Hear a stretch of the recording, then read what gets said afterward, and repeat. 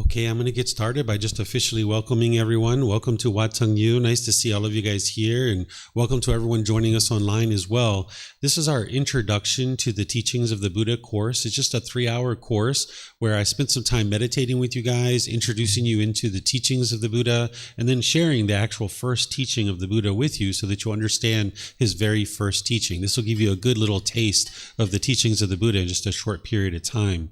We start our class with a meditation, so I'm going to start with that, and then we'll go into those other aspects of the course that I mentioned. The way that I start with meditation is I start with some chanting. If you guys would like to chant along, you're welcome to. I have these chants on a laminated sheet over there on the table, and it's got the Pali chants as well as the English translations. Yeah, you can help yourself at any point to get that. And those of you guys online, you can access these by going to our website. If you go to buddhadailywisdom.com, click on free books, and then down towards the bottom, you'll see this chanting sheet. The chants are in the Pali language, and during the lifetime of the Buddha, he would chant with his students as a way to commit the teachings to memory. There isn't any rites or rituals or ceremonies or worship in the teachings of the Buddha. And here with these particular chants, they're not even prayer or anything like that. If you read the English translations, you can see that there's a lot of admiration and respect and gratitude for the Buddha. During his lifetime, they used chanting as a way to commit the teachings to memory because he taught orally, that he would come together with his students, he would teach orally. They didn't write things down because the technology didn't exist in that part of the world yet. So everything was taught orally. So every 2 weeks, they would recite the teachings word for word for word. And that's how chanting came about. So there isn't anything mystical or magical about these chants. They're not a rite, a ritual, or a ceremony, or worship, or any kind of prayer, anything like that.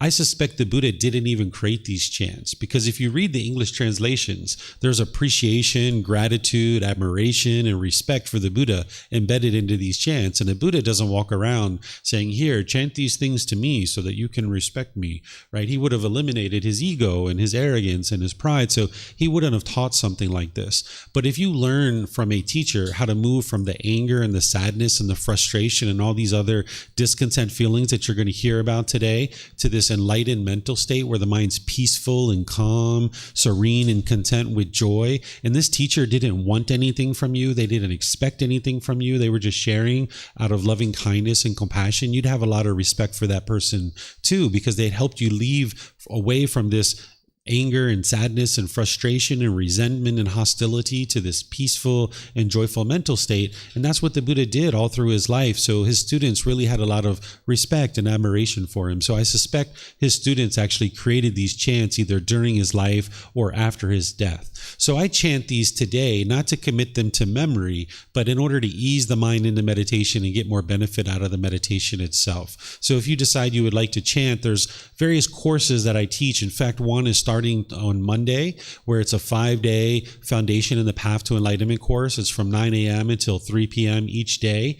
And on Monday afternoon, I teach people how to chant, where you can learn how to get more benefit out of your meditation through the actual chanting. So I'm going to start with the chanting, which you guys are welcome to join into if you like. Then after the chanting, then I'll share some guidance as we're actually meditating together. I will share some guidance to help you guys learn how to meditate. And then there'll be a period of time where it'll just be quiet. We'll just all be meditating. Those of us here at the temple and everyone online will just be meditating together. And then we'll come out of the meditation with some more chanting, and that'll ease us out of the meditation. And that's where I'll start the actual course. So in terms of body positioning, you might be interested to know this, just getting introduced to the teachings of the Buddha, is that the Buddha shared 4 different positions for meditation. There's seated, lying, standing, and walking. And oftentimes people are learning in the seated position, but you can't be in the same position all the time. So you're going to need these different positions at different times. So I'll give you some guidance, just a little bit of light guidance for seated, because that's where people tend to be learning, is in the seated position. But remember, it's all about you being comfortable. There isn't just one fixed position for meditation. So what I'll give you is just guidance. It's not something that you have to do. So if you're sitting on the floor, which you can also sit in chairs or a sofa or bench or a wheelchair or something like this, if you're sitting on the floor, you might just decide to sit with your legs lightly crossed. Whereas if they're real tight, it'll impede the circulation and you might experience pain in the body. So you like your legs just be lightly crossed. Some people like to put their legs off the mat, which gets their hips up in the air and it lessens the angle at the hips, the knees, and the ankles. So you could do that as well.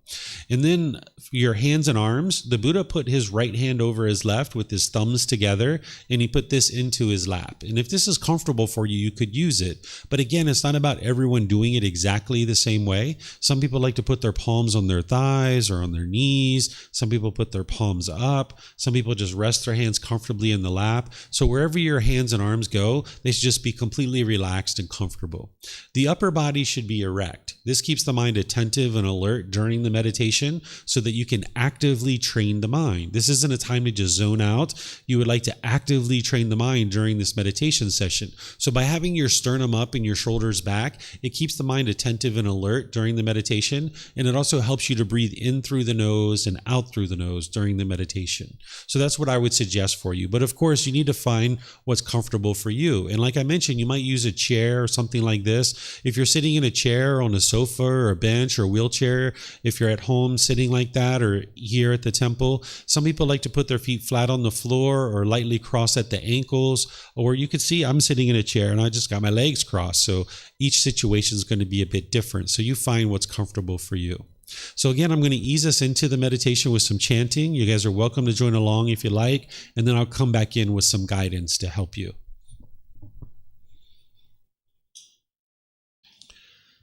Arahang Samma Sambuddho Bhagava Bhutang Bhagavanang Abhivateyami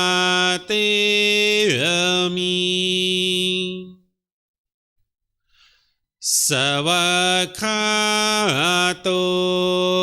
Bhagavata Dhammo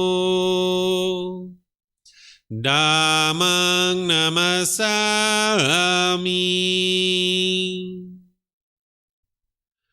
Supatipano Bhagavato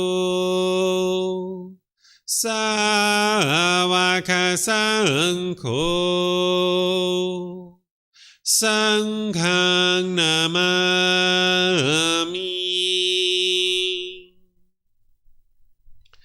Namo Tassa Bhagavato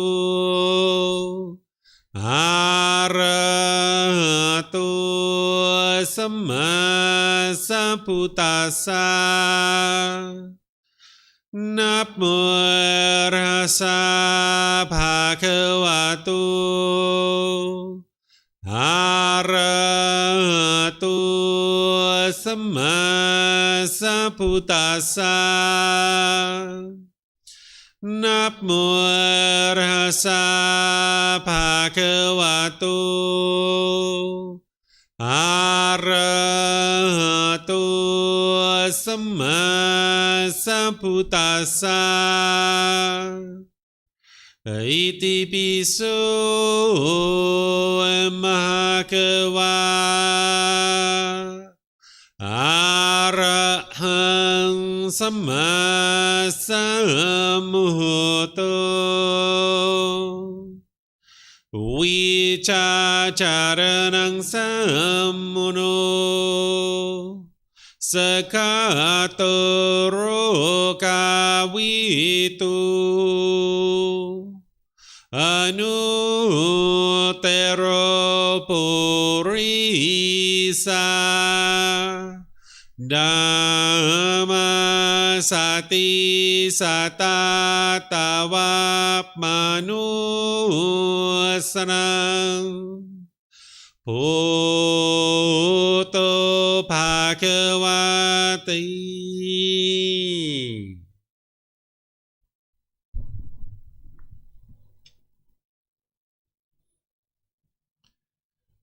Okay, with the lower body and hands and arms comfortable, in the upper body erect. just close the eyes and start breathing in through the nose and out through the nose. Here you're just looking to establish the breath. A nice, natural, steady, consistent breath. Not forced or controlled. Just a gradual inhale through the nose, experiencing the full breath.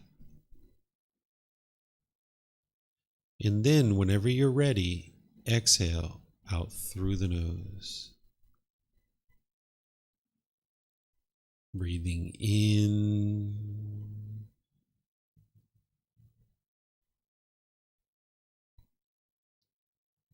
and out.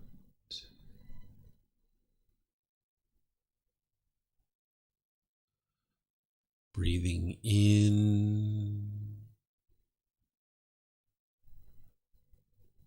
and out.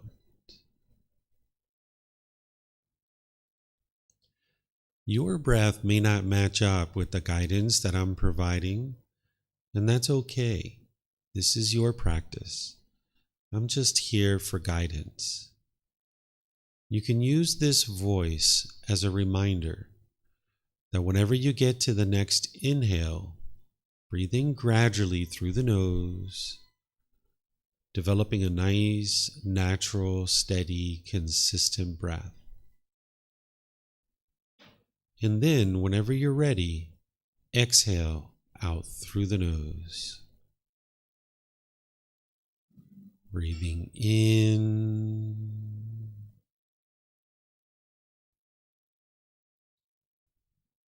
and out.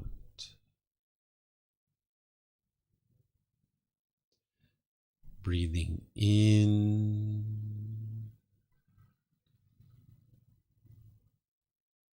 and out.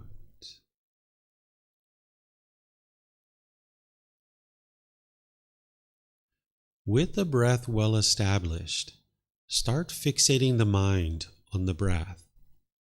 Either the sound of the breath coming into the nose or the sensation of air moving over the skin into the nose. The breath is the present moment. Fixate the mind on the breath, the present moment. Breathing in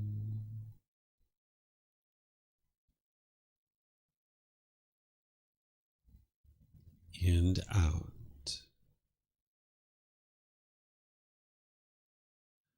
Breathing in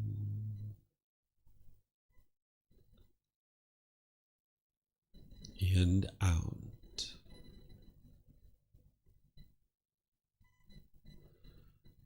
With the mind fixated on the breath, whenever you notice that it moves off the breath, cut that off, let it go, and come back to the breath, the present moment. No need to observe the thought, label it, judge it, analyze it, or even try to figure out where it's coming from. Whenever you notice that the mind is moved off the breath, cut that off, let it go, and come back to the breath, the present moment.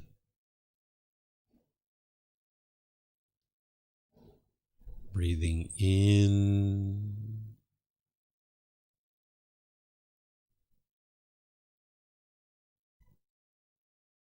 and out.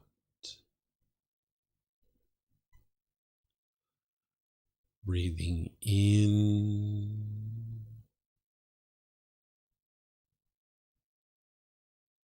and out. I'm going to be quiet now and let you do this work of focusing on the breath, cutting off and letting go anytime the mind moves off the breath. You have nowhere to go. There's nothing to do. No one needs you right now. This is your time to focus on the breath. Breathing in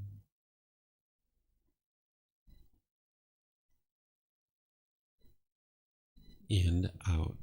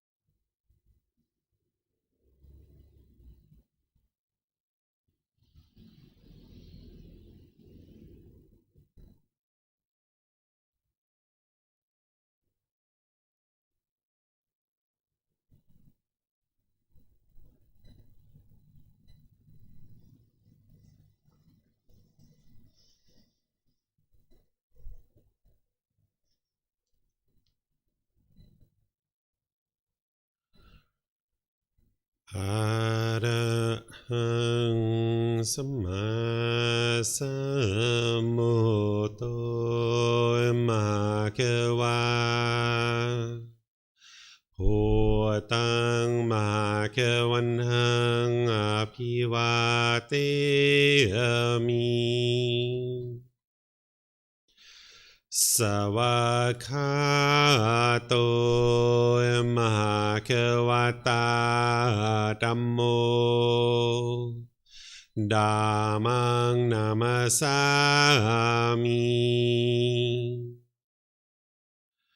Supatipano Bhagavato Savaka Sangho Sanghang Namami Namo Arhasa Bhagavato Arahato Samma Sambuddhassa Namo Arhasa Bhagavato Arahato Samma Sambuddhassa Namo Arhasa Bhagavato Arahato Samma Sambuddhassa Iti Piso Bhagava Arahang Samma Sambuddho Vichacharanang Sammuno Sakato Rogavitu Anutero Purisa Dhamma Sati Satatawa Manusarang Bhutto Bhagavati.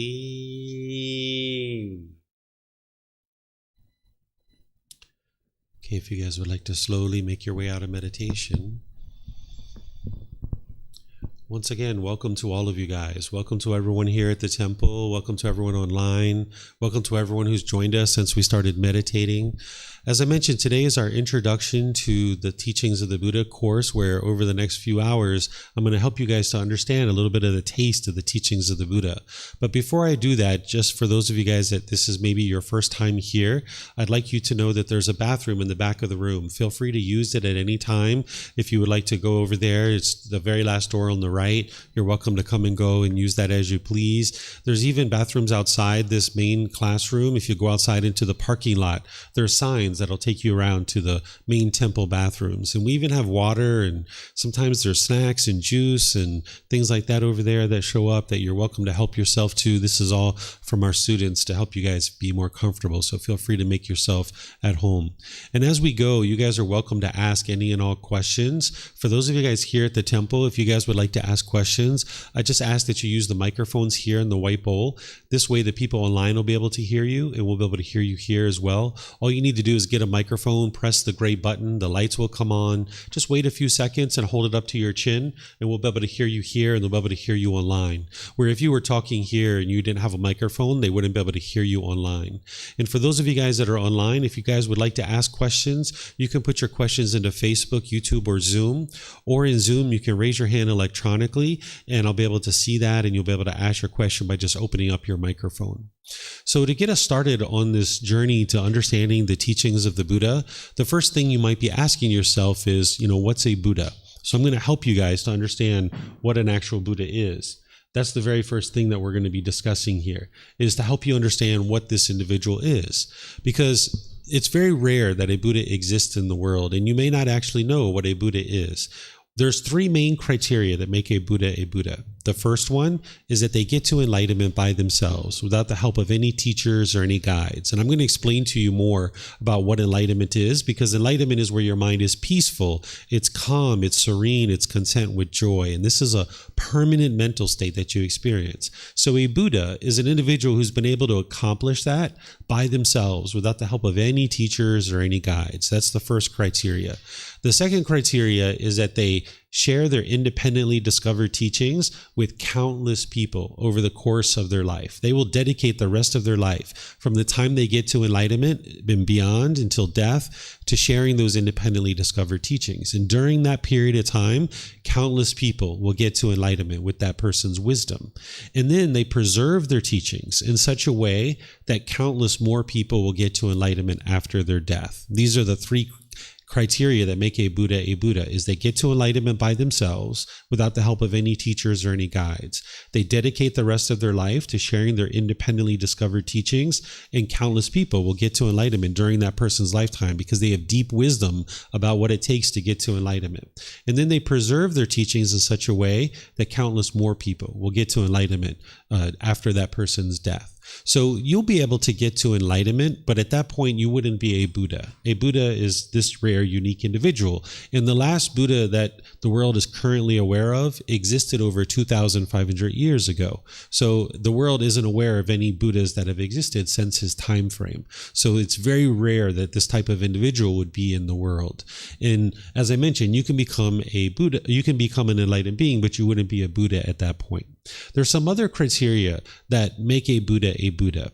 One of the things that allows this individual to get to enlightenment by themselves without the help of any teachers or any guides is they have a deep, profound memory. They can remember countless details about their current life and their previous lives as well. And they accumulate this wisdom over multiple lifetimes that culminates into them being able to get to enlightenment by themselves in their last life without the help of any teachers or any guides. The way that you can think about this is the average individual like you have a certain capacity of memory. It's like a hard drive on a computer.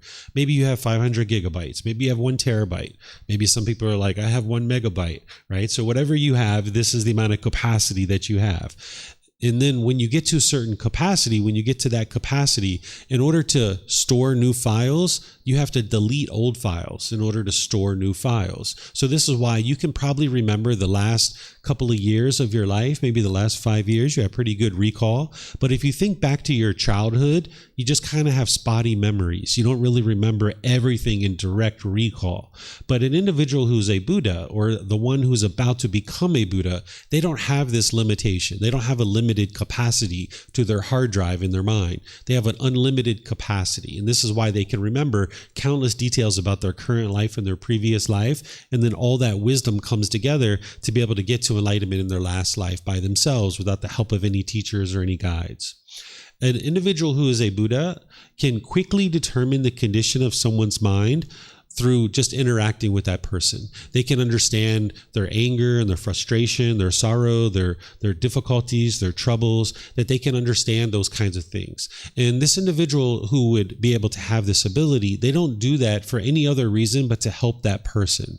That a Buddha is going to be able to share teachings with somebody that helps them to overcome those struggles and those challenges. So a Buddha doesn't just show up in someone's life and start forcing teachings on them, but instead, as students come and they start to share certain things with them, that individual can be aware of the other person's mind and then share teachings that are actually helpful to that person.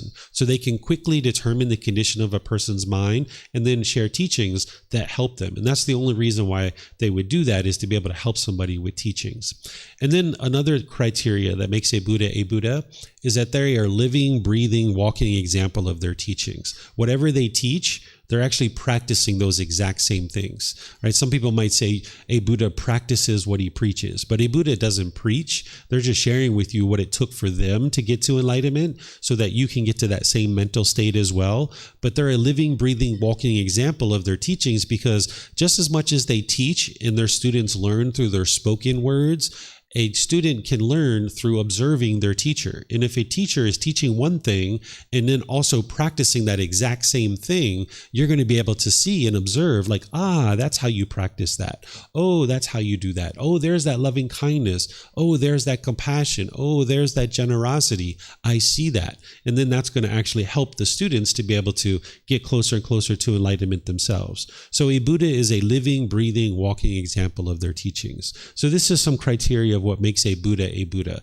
Very rare, unique individual in the world. And we refer to them as fully, perfectly enlightened because they don't have any teachers or any guides. So by the time they get to enlightenment, what they know is the path to enlightenment. Where if you learn from a teacher, your mind might actually hold on to various things like maybe whatever you got to enlightenment, maybe 80 or 90% of that actually led to your enlightenment. But maybe you're doing 5, 10, 15, 20% of things that didn't actually lead to your enlightenment, but you're still practicing those things. The mind's kind of holding on to a few things like this. But by the time an individual who gets to enlightenment by themselves gets to enlightenment, they're fully, perfectly enlightened because they don't have any teachers or guides. If they're trying something that they're trying to train their mind and it works, they know that this is the path to enlightenment. But if it doesn't work, an individual who's a Buddha, they're going to kick it to the side. They're going to get rid of that particular thing. So that's why we call them fully, perfectly enlightened by the time this individual gets to enlightenment. So by the time you get to enlightenment, you will be enlightened, but you won't be fully, perfectly enlightened the way that a Buddha would experience. Okay, so just a little bit of an introduction of what the teachings of the Buddha are, now that you understand a little bit more about what a Buddha is. The teachings of the Buddha are a path to attaining enlightenment that purifies the mind. What you're doing is you're training the mind and purifying it to be able to get to this enlightened mental state. Essentially, what the Buddha did is he discovered 10 individual pollutions in the mind, and he gave you the tools and the techniques of how to purify the mind of these pollutions. And when you do, the ultimate goal is to attain enlightenment, where the mind is experiencing this peacefulness, this calmness, this serenity and contentedness with joy. It's a mental state that you attain in this life. And you can attain it in this life, or you can attain it at death as well. But obviously attaining it during this life is ideal because then you'll get to enjoy the rest of your life in this mental state of experiencing nothing but peace, calm, serenity, and contentedness with joy. You no longer experience any of these discontent feelings: sadness, anger, frustration, irritation, annoyance, guilt, shame, fear, stress, anxiety, loneliness, boredom, shyness, resentment, jealousy. Even the slightest displeasure is eliminated from the enlightened mind because you've eliminated the causes and conditions that are producing it. You've eliminated the pollutions of the mind, and now your mind doesn't experience these feelings anymore. You'll notice that the mind has a high degree of focus, concentration, clarity, and deep memory. You'll notice that your personal and professional relationships will really blossom because right now, with pollution in the mind, you'll find it challenging in certain relationships. You might be bitter, you might be harsh, you might be hostile or aggressive in these relationships. And this is coming from your own mind, which I'm going to share with you today to help you understand why this is occurring and how it's occurring. But essentially, when you're in the unenlightened state, you'll have difficulties and struggles in relationships. But by the time you get to enlightenment, you've purified your mind of the causes and conditions that are producing that hostility and bitterness and that aggression, that resentment, and all these other things. And your personal and professional relationships will be at ease. They will really blossom. You'll notice that you'll have this politeness, kindness, friendliness, and respect in all situations. Where again, right now, you probably find that to be difficult. In certain situations, you might find that it's hard for you to be polite, kind, friendly, and respectful. And that's because of the pollutions that are in the mind. So by the time someone gets to enlightenment, they're not causing harm to other people in the world through their intentions, their speech, their actions, or their livelihood, or any of those kinds of things. And the way that this is occurring is that an individual has eliminated what's called craving, anger, and ignorance. These are called the 3 poisons or the 3 unwholesome roots. The deepest level of detail that the Buddha teaches about the pollutions in the mind are called the 10 fetters. And they're referred to as a fetter because during ancient times, during the lifetime of the Buddha, if there was a prisoner who they were looking to keep confined in a certain area, they would put a shackle and a chain and a ball around their ankle, and they would just leave them in an open field. This is how they would keep criminals trapped in a certain area is they would attach a fetter to their ankle, where nowadays we put people in prison or in jail cells or something like that. So these 10 fetters or these 10 pollutions, the Buddha described them as fetters because it's keeping you trapped in this unenlightened state. So that's the deepest level of detail that the Buddha teaches, is the individual 10 fetters. And part of your journey to enlightenment is you're learning what these 10 fetters are and the tools and techniques of how to uproot them and eliminate them out of the mind. But they bubble up to a higher level, which we refer to as the 3 poisons or the 3 unwholesome roots or the 3 fires. And this is craving, anger, and ignorance. And I do a whole talk on these 3 poisons and the solutions to them at different times in the various courses that I teach, but I'll just give you a little bit of a taste of what this is. What craving is like your selfish desires, your longing, your yearning, wanting things to be a certain way. The mind is having this central desire that thinks that the next new shiny object waiting around the corner is going to provide some lasting satisfaction.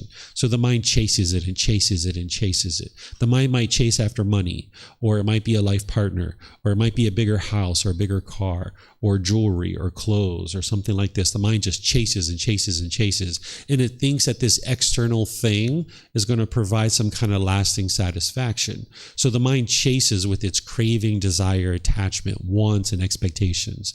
And if it gets what it wants, it gets happy, it gets excited, it gets elated, right? These are pleasant feelings. But those feelings arise, they change, and they fade away.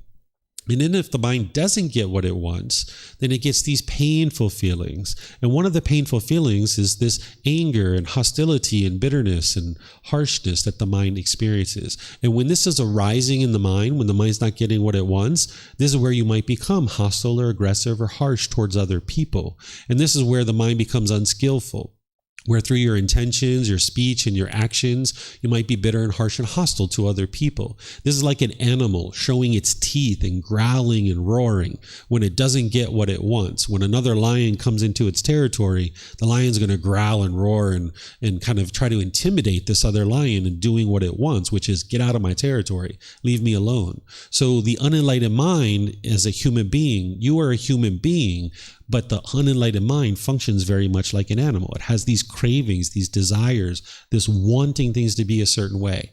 And if it gets what it wants, it gets those pleasant feelings. If it doesn't get what it wants, this anger and hostility can arise. And then this is where the unskillfulness comes in. And now when you're being unskillful in your relationships, you damage your relationships. And this is where people might go away from you.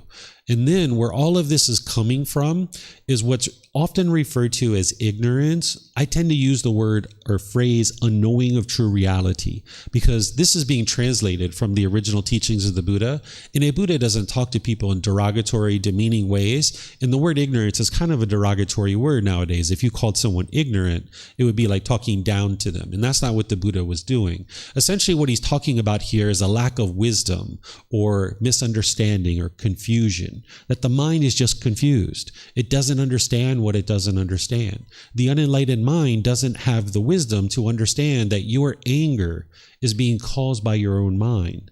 We firmly believe, with a lack of wisdom, that other people are causing us to be angry, or other people are causing us to be frustrated or sad. What I'm going to show you today, and you're going to be able to independently verify on your own, is that your mind is causing your own discontent feelings. And the beauty in this is that when you understand your mind is causing these feelings, is that then you can also eliminate them. Because if it was everybody else that was causing your feelings, you would never be able to eliminate your discontent feelings. But when you come to understand and you independently verify that your mind is causing these feelings, then the power in that is that you can eliminate them because your mind is actually causing them. It's not about who's to blame or who's at fault. It's just about understanding the cause and effect, or what is actually producing these feelings. Because when you understand this cause and effect, or the conditions that are causing these feelings, then you can actually apply the techniques to eliminate them. And that's what's very unique about the teachings of the Buddha, is that when you learn what the real problem is, you learn what the cause of that problem is, you learn about the elimination of that problem, and then you learn the path of how to eliminate that problem. As you're applying those tools and techniques into your life, into your mind, you see the real results. So the teachings of the Buddha, they're not about believing a bunch of things and then hoping something good happens when you die. It's about learning now. It's about reflecting now to independently verify his teachings. And it's about practicing the teachings now, integrating them into your life. And because you're doing this now, you experience the results now, right? Because you know in situations where you normally get angry and frustrated and agitated and annoyed, and when you're learning and practicing these teachings and your mind's no longer doing that in that situation, you'll know that it's these teachings that led you there. So you're learning, you're investigating, you're examining his teachings, you're reflecting on them to independently verify whether they're true or false. And then you're practicing his teachings, integrating them into your life so that now you can train your mind and get rid of these pollutions of craving, anger, and ignorance. And as you're getting rid of these pollutions, that's where the peace and the joy starts coming through.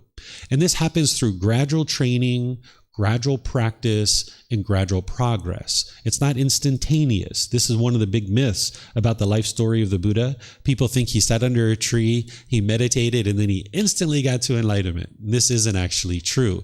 If you read the original teachings of the Buddha and you start learning about what enlightenment is, you'll see it's gradual training, gradual practice, and gradual progress. And you know this to be true because everything you've ever done in your life has been that way. Whether it's learning to read and write English and speak English, whether it's some job or occupation that you have, it's been gradual training, gradual practice, and gradual progress that you've mastered that.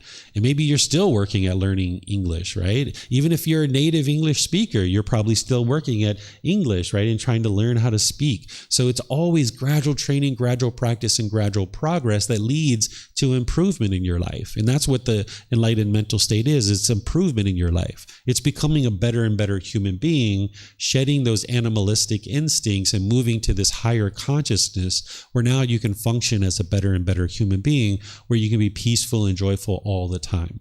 So the path to enlightenment is through this purification of the mind. More about what the teachings of the Buddha are is he's sharing with you what's called the natural laws of existence, namely the natural law of Gotama. You might have heard this referred to as karma. This is the Sanskrit version of this word. The Pali version, which is the original language of the teachings of the Buddha, is Gotama. This is the word that's being used. If this translated to just one English word, I would just use that because it would be very easy for everybody to understand it. But it doesn't actually translate to just one English word. But what the Buddha essentially did is he's explaining to you the natural laws. He's explaining to you the way the world functions. Because when you're struggling and having difficulty, that's that lack of wisdom, that the mind just doesn't understand what it doesn't understand. It's that unknowing of true reality, that the mind doesn't understand craving. It doesn't understand ignorance. It doesn't understand the anger. It doesn't understand the unskillfulness that the mind's doing. Sometimes we feel justified in our anger, like this person deserves this, right? But this is just a lack of wisdom. So when the mind is struggling and having difficulties, it just lacks wisdom about these natural laws. Essentially, the unenlightened mind is living in a world that it doesn't understand. And as long as you don't understand the natural laws around you, you will struggle and you'll have difficulties to live in that world. If you think back to when you were a child, maybe 2, 3, 4, 5, 6 years old, we all struggled with the natural law of gravity. We fell down, we hit our head, we bumped our elbows, we broke toys, we knocked over people's stuff and broke our mom's stuff, and maybe she yelled at us and hollered at us because we broke our stuff, right? We were struggling with this natural law. We fell down, but slowly but surely, we gained wisdom of this natural law of gravity, and we started making wiser decisions. We started tying our shoes tighter. We started walking on the surface without being so giddy and bouncing around all the time. We started walking more calmly. We started looking at the surface of the sidewalk as we were walking. And because of these wise decisions, based on our wisdom of the natural law of gravity, we experienced improved results. Because of our wisdom, we made wiser decisions, and it produced wholesome Gotama, or wholesome results. But as long as we lacked wisdom of the natural law of gravity, we made unwise decisions that led to unwholesome results. And the mind essentially needs to do the same thing that it did with the natural law of gravity, is it needs to awaken to these natural laws so that you can see this cause and effect, or this action and result of the natural law of gravity. Or the natural laws of existence. So you do that through learning, reflecting, and practicing to acquire wisdom. You will never hear me nor the Buddha ever say, just believe me. There is no belief in the teachings of the Buddha whatsoever. Because with belief, you don't know what's true or false. You're just believing it because either you convinced yourself to believe it or somebody else convinced you to believe it. So you don't know what's true or false, and therefore your mind can easily be shaken up. And you'll see a lot of conflicts when you're studying something that's based in belief. You'll see a lot of conflicts in this. But when you're studying something based in wisdom, where you can learn it, investigate it, and examine it, you can reflect on it to independently verify it, and you can practice it, you'll get to the truth. You can get to wisdom, and you can see these natural laws very clearly. So that's what the Buddha is teaching you, is how to awaken to this wisdom of these natural laws. So he didn't explain to you how the world should be, and that if everybody follows these rules and commandments, then the world will become a peaceful place. He didn't explain to you the way the world should be. He's explaining to you the way the world is through these natural laws. And now when you awaken to this wisdom, this is where you will function in the world more readily, because now you can navigate the world making wise decisions based on this natural law. Where, just like with the natural law of gravity, when we lacked wisdom of it, we struggled and had difficulties. So if you find yourself in relationships and you're just like, I don't understand why they keep making those decisions like that. I don't know why my mom keeps doing that. Or you watch the news and you're like, I just don't understand why those people do that. This is because the mind lives in a world that it doesn't understand. When you awaken to the wisdom of the natural laws of existence, you'll know exactly why these things are occurring. And then you won't struggle and have difficulties with them the way that you might be having now. So the natural laws of existence, as you're training your mind to experience the complete peace and joy, you're awakening to this wisdom to eliminate all the pollutions and eradicate the pollutions by acquiring wisdom of these natural laws of existence. And that's how the mind awakens. When we talk about awakening to enlightenment, what you're doing is you're gaining wisdom of the natural laws. That's what it means to awaken to enlightenment. Awakening means you're gaining wisdom about these natural laws. And it's not just an intellectual aspect, right? There is a certain learning and examination and investigation, but it's that reflection to independently verify it and practice it. If you can't practice the teachings, your mind isn't actually transformed. So someone might understand something is unwise intellectually, but if they're not practicing it, then the mind still has this unknowing of true reality or this ignorance, right? So the Buddha is teaching you these natural laws of existence, and namely the natural law of Gotama. The teachings of the Buddha are very clear, concise, and precise. He taught in a timeless way. So what he was describing 2,500 years ago are these natural laws of existence. And these natural laws haven't changed since his lifetime. They're the same exact natural laws. So his teachings are timeless. What you'll find is that he speaks very clear, very concise, and very precise when you read his teachings. They don't need to be interpreted. So if you read his original teachings, you can't be misled because they're his original words and they're timeless, describing these natural laws. He does teach about the cycle of rebirth, and he talks about these 5 realms of hell, animal, afflicted spirits, human realm, and heavenly realm. And these particular realms were taught, and the cycle of rebirth was taught for a reason. Remember, I shared with you, nothing in the teachings of the Buddha are about belief, including these. He taught these for a specific reason because this is the truth and this is actually what is occurring, and you can independently verify it. You might not have the wisdom of how to do that right now at this point in time, but as you progress in your journey to enlightenment, you will be able to independently verify this through the evidence that you can look at in the world around you. You can independently verify these things. When someone's first starting on the path to enlightenment, I suggested them to set aside the cycle of rebirth and the 5 realms of existence because it's not important when you first start your journey. That's why today I'm going to start you with the first teaching of the Buddha, which helps you understand the problem in your mind, the cause of the problem, the elimination of it, and the path forward. This is called the Four Noble Truths. But just understand that he did teach the cycle of rebirth, and he taught these 5 realms of existence. And here's the reason why he taught it. That as you're learning and practicing the teachings and you're eliminating pollution out of your mind, you very well might observe your past lives. You might start to have these vivid memories of things that happened in your past. And if this was happening to you and you didn't realize you had past lives, this could really shake you up. Like say you're having these vivid memories of being murdered in the past, or maybe being sexually assaulted, and you know that hasn't happened in this life. Well, this could really shake you up if you're having these vivid memories of being murdered, and obviously you haven't been murdered in this life yet, but you're having these vivid memories of it. So as you're clearing out the pollution with all the core teachings of the Buddha, you might actually have memories from your past lives. You can also end up experiencing communication with beings in these 5 realms. There's hell beings that can communicate with you. There's afflicted spirits, which are like ghosts, that can communicate with you. Or the heavenly beings can communicate with you as well. So you may have experienced this already at this point in your life, or you may end up experiencing it as you start eliminating more and more pollution. Because these realms of existence, oftentimes people teach them that they're in some far distant land somewhere, but they're actually not. All these beings are in the same time and space as us. So just like there's a human being sitting in this chair right now, there could easily be an animal that comes and sits here. A dog, a squirrel, a cat, a mosquito could easily come over here and sit in this particular seat. So these formless beings of hell, afflicted spirits, and heavenly beings, they're all right here in the same time and space as us. So you can oftentimes experience communication with these beings. And then the third thing that can happen as you're starting to awaken your mind and eliminate the pollution is you might actually see some of these beings. Of course, you've seen plenty of human beings, and you've seen plenty of animals. And these are form beings that have physical form. But these hell beings, the afflicted spirits, and the heavenly beings, they don't have physical form.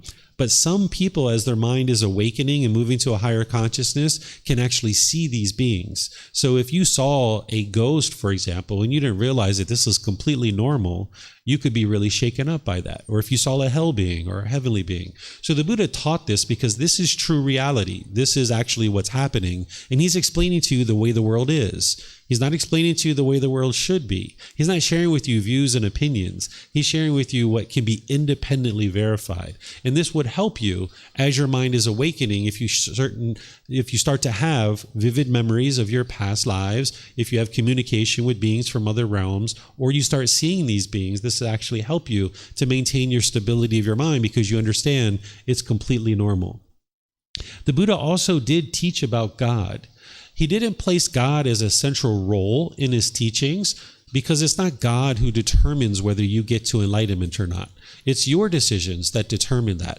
Oftentimes people don't realize that the Buddha did teach about God, but he didn't teach to worship God. He didn't teach to praise God. He didn't teach to ask God for any favors or anything like this. Instead, he's just explaining God in reference to all the other beings in the world because he's explaining to you the way that the world works and the way the world functions. It's not God who's controlling you. It's not God who's setting out any plan for you. It's not God who's making decisions in your life. And it's not God who's punishing you or rewarding you for any particular thing that you're experiencing. It's your own decisions that are creating some kind of cause or effect. When you make a certain decision, either wisely or unwisely, it's going to produce some effect, either wholesome or unwholesome. So while he does talk about God in various parts of his teachings, he doesn't put God as a central role in his teachings because it's not God who's the one who's determining whether you get to enlightenment or not. So he didn't put God at the central role of his teachings. He put you as the central role in his teachings because it's you that needs to learn and practice and grow and develop and become this better and better human being where you can function with peace and joy. Essentially, getting to enlightenment, it's like an evolution of our species. Just like a lizard or a snake or some other being has slowly evolved, human beings have been slowly evolving our entire life. Throughout our entire existence for hundreds of thousands of years, we've been slowly evolving. Our speech and our food and our ability to create fire and all these kinds of things and ability to wash the body and take care of it and have personal hygiene. This has all been evolving since the beginning of time. So moving to a higher consciousness is to evolve as a human being to the point where you no longer experience anger and sadness and frustration and all these other discontent feelings. And it's not God who determines whether that occurs or not. It's your decisions that determine that. So that's why he didn't put God as a central role in his teachings. And then some more about what the teachings of the Buddha are. Is there a large collection of teachings that are in what's called the Pali Canon. The Pali Canon is the largest, most complete collection of his teachings. They're in 45 large volumes of books that are about this thick.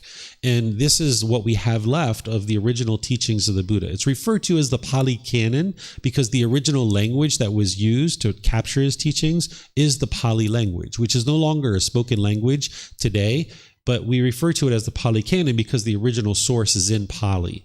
But it's been translated into English and Thai and other different languages as well. So if you know English, you can learn it in the English language. But we still refer to it as the Pali Canon. This is the discourses or the teachings of the Buddha that were documented after his death. Because during his lifetime, the technology to write things down didn't exist in that region of the world. It existed in China, but it hadn't made its way to that part of the world. This was a new technology, right? So just like new technology nowadays, it starts in one part of the world and then it gradually spreads throughout the world. If you can think about writing things down as a new technology, this was a new technology 2,500 years ago. So the language that the Buddha spoke, it was just an oral language. They didn't even have a script because there was no need for a script because there was no technology to write it down. So everything he taught for 45 years from the age of 35 until 80 was all oral. And then after he died, the technology had made its way to that region of the world, and 500 enlightened beings out of the countless ones that existed during his lifetime, they got together and they wrote down his teachings. And by the time you get to enlightenment, your mind is very clear. It's performing very well. It's very concentrated and very focused, that you will not forget the teachings that it took for you to get to enlightenment. Whatever you learned and whatever you're practicing to be able to get to enlightenment, you will never forget that wisdom. So these 500 enlightened beings came together about 3 to 6 months after the death of the Buddha, and they decided to document his teachings. And then when they documented his teachings, they all agreed, yes, this is what the Buddha actually taught. And now that's what we call the Pali Canon. And it's assembled into 45 volumes of books. And what you'll see in the Pali Canon is you'll see a lot of repetition. When you're teaching in an oral tradition, there's 3 things that you do in order to help people remember your teachings. First thing you do is you give lots of lists. This is why we have like the 4 Noble Truths, the 5 Precepts, the 10 Fetters, the 7 Factors of Enlightenment. Because if you remember 6 of the 7 Factors of Enlightenment, you're like, I know there's another one. I know there's another one. What is it? What is it? There's one more. What is it? Right? So if you give people a list, then they'll remember your teachings. The other thing you do is you tell stories. Right? People like stories. So if you tell a story that has some moral or some teaching to it, people will remember that. So you'll see the Buddha tell stories when he teaches so that people remember the moral of his story. And then the third thing you do is you teach in repetition. You say the same thing over and over and over again. So in these 45 volumes of books, you have a lot of repetition. You can read 100 pages and there's like one sentence that's changing, like every other page. There's like one sentence that's changing. So the Buddha taught in a lot of repetition. So what this book series does that I share, the 13 books, is it extracts the teachings and it takes out the repetition and it puts it into a consolidated format that you can then have access to. Because for a long time, these teachings have been hidden. This book series that I share is called The Words of the Buddha, The Path to Enlightenment, Revealing the Hidden.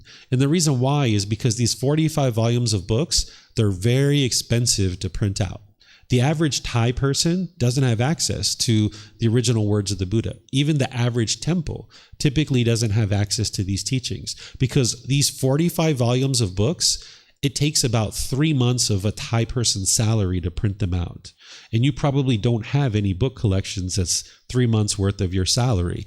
And if you're coming from a Christian background, we think about the Bible, and oftentimes it's in like every hotel room that you go to. It's everywhere, right? Like how could people learn the teachings of the Buddha or be considering themselves Buddhist and not study the teachings of the Buddha, the original teachings? It's because they're in 45 volumes of books, and the average person doesn't actually study with the original words of the Buddha.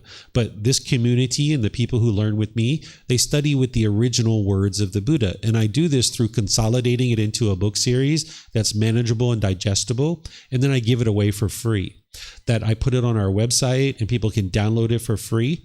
You can take it and go print it if you like on your own. You can get printed versions here by just reimbursing us for the printing costs. Just whatever we printed, you can give that back to us. Or you can order it on Amazon. In this way, it's only, maybe $150 for you to print it out. So much more manageable for you. Or if you have a Kindle, you can download it for about, I think it's $50 for all the books or something like that. It's very inexpensive. So by consolidating it and putting it into this format, you can actually download it for free and just read it for free. So we're revealing the hidden teachings of the Buddha, and it's in this consolidated version. Essentially, the way that you can think about the teachings of the Buddha is it's to heal from what hurt you so that you never need to hurt ever again. That's what the teachings of the Buddha are. It's a self-help program. It's to heal from what hurt you so that you never need to hurt ever again. But what hurt you is within your own mind, and the mind just lacks the wisdom to understand that. And when you understand what's actually hurting you is within your own mind, and you can independently verify that through the teachings of the Buddha, then you can apply the tools and techniques that he taught you and get rid of that pollution, get rid of those taints in the mind, so that now you can experience the liberation or the freedom from these strong feelings. You can get to the peace and the joy. So when you learn what is actually hurting you, and you can see that and independently verify that, and then you apply the tools and techniques, you can actually get a real solution. But this is the reason why you keep hurting over and over and over again in your life, is because you've just never gained the wisdom of what is actually hurting you. You might think it's something external. You might think it's mom or dad or brothers and sisters or friends or coworkers. You might be pushing these people away out of your life. Or you might become bitter and harsh and hostile towards them. Or you might be putting your expectations on them.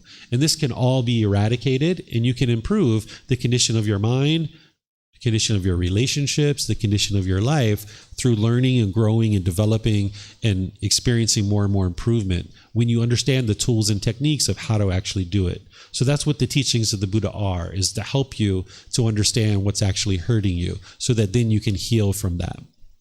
So do you guys have any questions on what the teachings of the Buddha are before I go any further and talk any more? Any questions?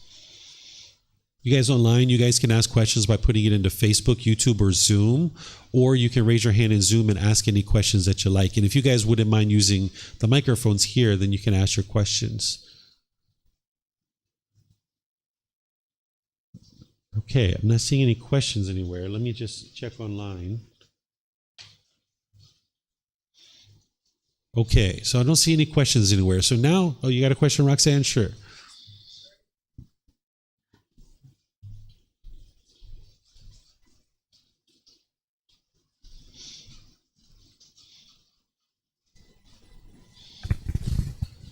Thank you, David. I was just wondering, within the books that you have available for us, is all of the Pali Canon in that?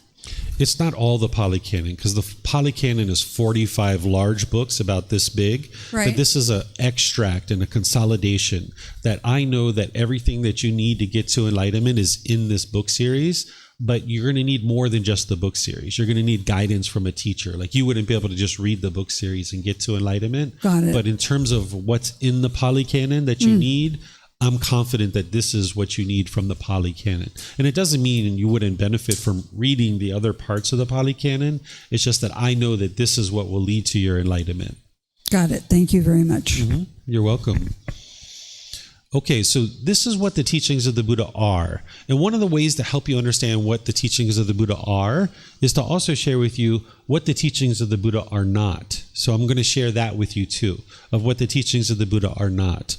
The teachings of the Buddha are not a collection of beliefs, doctrine, concepts, opinions, or views that will produce this pleasant afterlife if you believe in these teachings, and an unpleasant afterlife if you don't believe in these teachings. In fact, the teachings of the Buddha aren't about an afterlife at all. It's about right now, in the present moment, getting to the peace and joy in this life. So there's no belief, there's no opinions, there's no views, there's no concepts, there's no doctrine or dogma or anything like that. He's sharing with you those natural laws, right? It's also, in my opinion, not religion. Sometimes people have been involved in religion and they really struggle in those kinds of situations. Well, if you consider religion in the way that I think about it as an organization with one person at the top who's telling everybody else what they should and shouldn't be doing in life, where there's certain rites and rituals and ceremonies and worship, and then there's certain rules and commandments that people need to follow, and that everyone needs to follow these rules and commandments. If this is how you think about religion, the teachings of the Buddha are not that. It's exactly the opposite. There isn't any one person at the top of Buddhist teachings. There aren't any rites, rituals, ceremonies, and worship.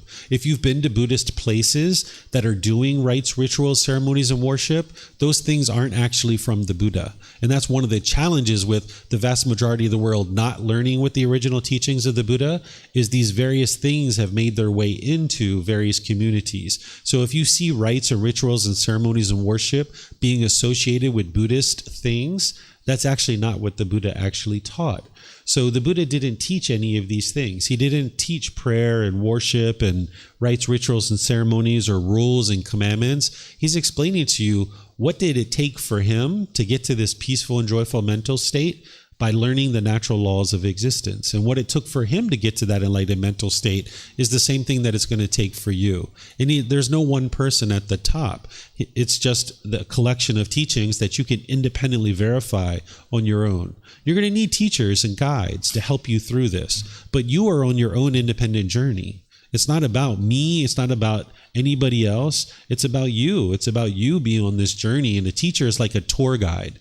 We're pointing the way and helping you to see the various things that you need to learn and grow and develop, but you're doing the individual work. So if you think about religion in this way, the teachings of the Buddha aren't a religion, because there's none of these things in the teachings of the Buddha.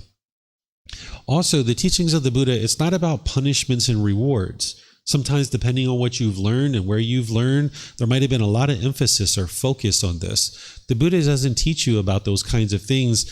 It's not presented to you as punishments and rewards. It's about you making wise decisions, and as you do, you'll experience wholesome results. And when you make unwise decisions, you experience unwholesome results. And you can verify that for yourself through your own practice and your own experiences in life. Like, we know that when we've lied in the past, because we've all lied at different times, we can see that it's unwise to lie, and it leads to unwholesome results. That's the cause and effect, that when we lie, people discover our lies, they consider us to be untrustworthy, undependable, and then we lack the ability to have healthy relationships in those situations.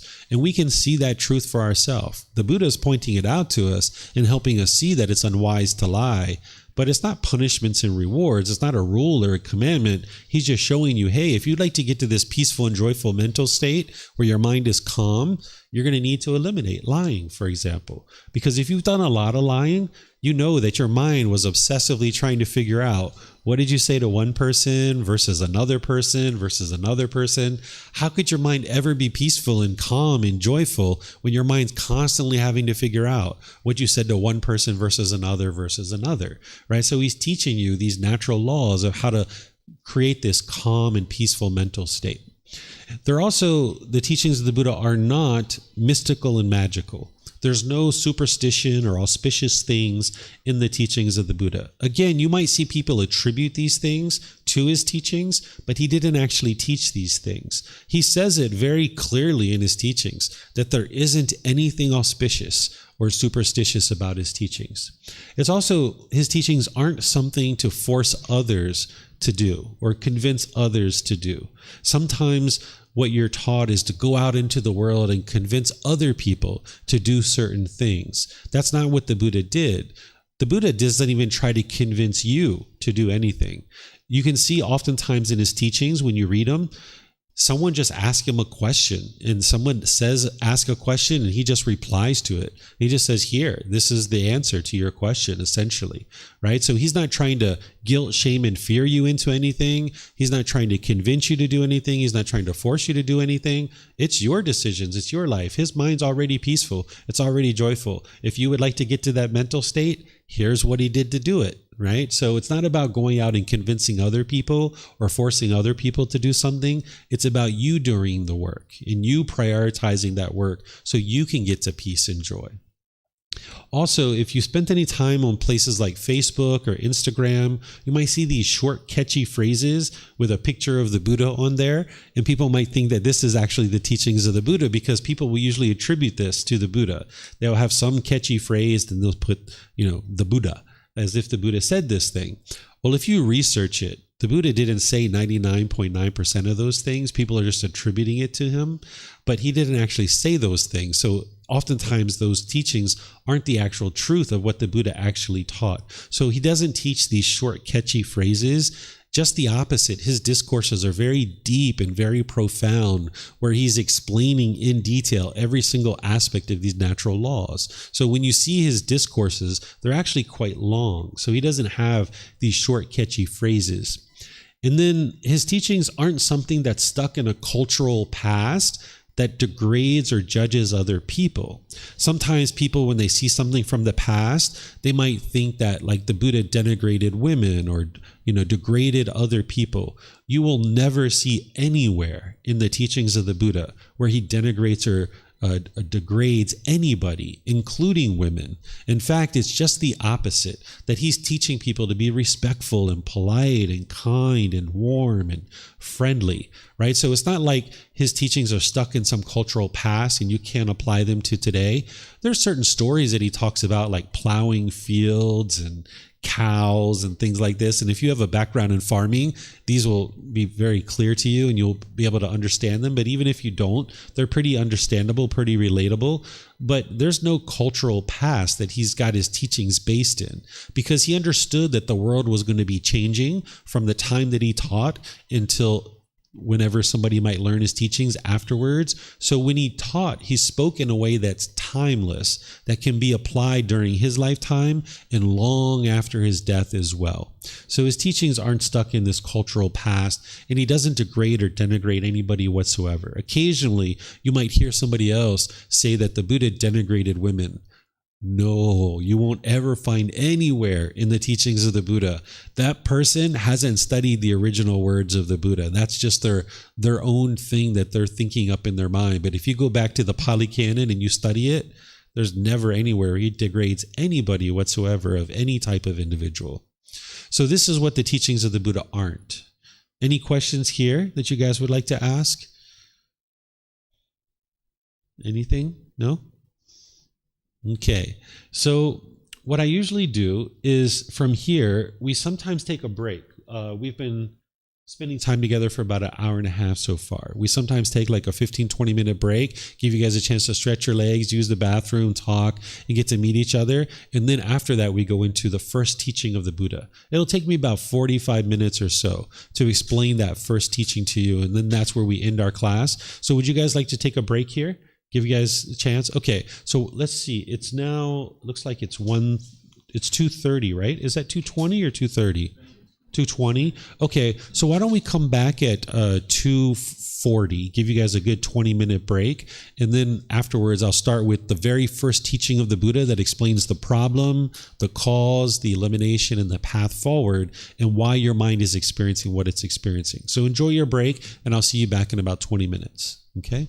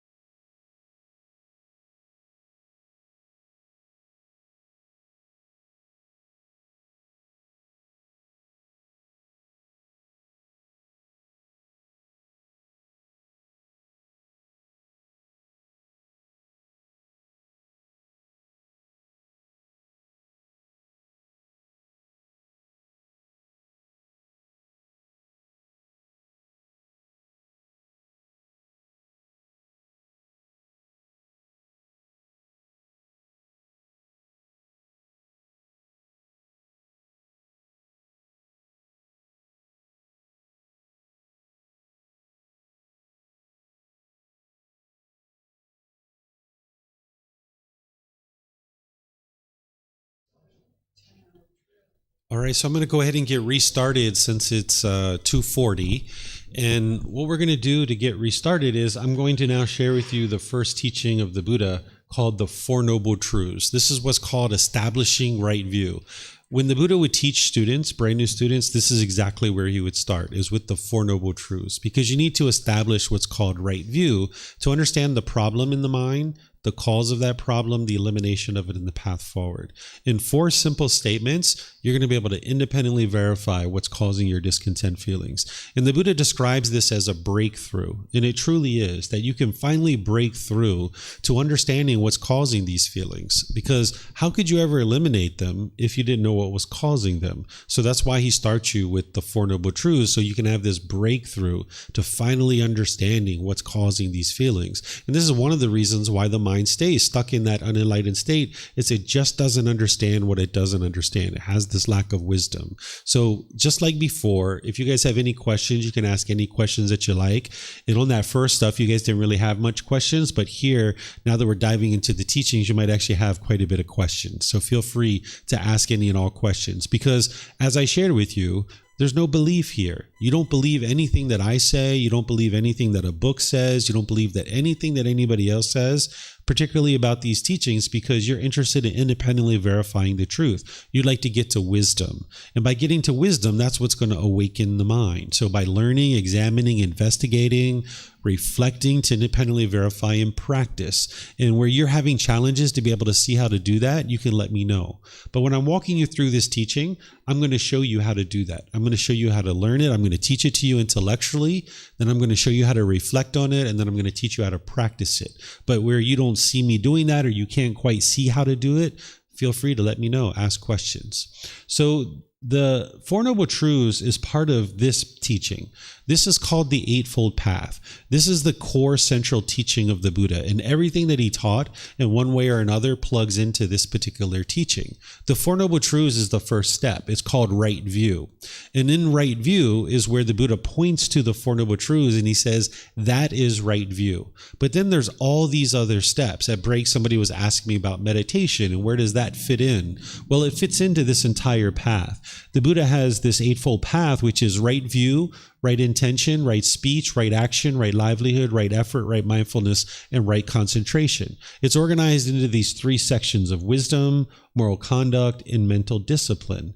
The wisdom section is giving you a baseline foundation of wisdom in which to now understand building your moral conduct. Whenever you see the Buddha teaching moral conduct, you should understand that he's teaching you the natural law of karma, of cause and effect. There's certain moral conduct that you have that whatever you put out is coming back to you. So if you're argumentative, if you're hostile and you're bitter and you're aggressive, people around you are going to be that same way. They're going to be that way with you. So the Buddha is teaching you the moral conduct so that you can purify your moral conduct and become more skillful in your intentions, your speech, your actions, your livelihood, so that you can function in the world more peacefully. Because let's just say you had children. If you were aggressive and hostile and bitter with your children, how do you think they're going to grow up and treat you? Because that's the way you're treating them. It's just all going to come back to you.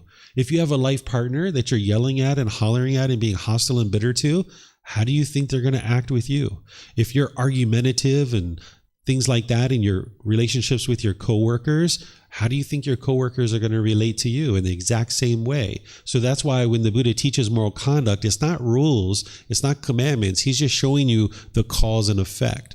That when you make these unwise decisions about your moral conduct, it's going to produce these unwholesome results. But conversely, when you make wise decisions about your moral conduct, it will help you to then experience wholesome results. And then he builds on top of that what's called mental discipline, because it'll be challenging for you to implement the moral conduct because you've been a certain way for a long period of time in your life. That's why this isn't instantaneous enlightenment. You're going to need to gradually train the mind to get more control and more discipline of the mind, because to be able to speak, have actions and a livelihood that is well described and wise and producing wholesome results, you're going to need a certain amount of mental discipline. So this is a teaching that I'm going to teach on Tuesday. If you guys are coming to the Monday through Friday course, that Monday through Friday from 9 to 3, I'm going to go through and teach all the detailed teachings of the foundational teachings of the Buddha. And I'm going to walk through every single step of this in detail using the words of the Buddha. It takes me about 2.5, 3 hours to do that. But today, what we're going to do, just as an introduction to the teachings of the Buddha, is we're going to talk about right view, because this is the first step. And this is what you would need to learn in order to really, truly get on the path to enlightenment. And this is where you can have that breakthrough to understanding what's causing your discontent feelings. And now you can actually work to eliminate them. In order to understand the Four Noble Truths, you need to first understand what's called the Three Universal Truths. So we call them the Three Universal Truths in the Four Noble Truths because the Buddha knows that they're true. I know that they're true, and other people in the world know that they're true too. But in order for you to benefit, you've got to know that they're true. So that's why you don't believe what I share with you. So here I'm going to show you how to learn, how to reflect, independently verify, and how to practice. So this first universal truth, these are all building blocks to help you understand the Four Noble Truths. So the universal truth of impermanence is teaching you that things are constantly changing. And this is very important by the time we get to the Four Noble Truths. The Buddha is teaching you the way the world is, not the way the world should be. He's explaining to you the way the world is, that things around you are constantly changing, that they arise, they change, and they fade away. Anything you see, anything you hear, anything you smell, anything you taste, anything that comes in contact with the body, and any thoughts or ideas that go through your mind. They are all impermanent. They arise, they change, and they fade away. It takes me just a few seconds to teach you that, right? This is what's called conditioned objects. A conditioned object will arise, it will change, and it will fade away. There are things called unconditioned objects, like enlightenment itself. It's unconditioned, that it doesn't arise, it doesn't change, and it doesn't fade away. It's actually permanent in the natural laws of existence. They don't arise, they don't change, and they don't fade away. They are actually permanent. But a conditioned object is impermanent. It arises, changes, and fades away. And everything in the world around you is impermanent. But that's different than saying everything is impermanent. Everything in the world, everything you see, hear, smell, taste, comes in contact with the body, or thoughts that go through the mind, these things are all impermanent. But there are things that are called unconditioned objects that are actually permanent. And the only two are enlightenment itself and the natural laws of existence. Okay, so this is a little bit of the teaching. But now you don't believe that. That's just the intellectual learning. Now you move into reflection. You try to independently verify this, because if this is truth and it's universally true, you'd be able to independently verify it. So I suggest you look around the world and you try to determine if you can find anything that's permanent. And I suggest you start with something that you're very familiar with, like this human body. You're very familiar with this body. Ask yourself, is this body permanent or is it impermanent? If it's permanent, that means it's never changed. It's always the same. If it's impermanent, that means it's been constantly changing throughout your life. So what would you say? Is this body permanent or impermanent? It's impermanent, right? It's constantly changing. Ever since conception, this body has been constantly changing. Our hair grows, it falls out.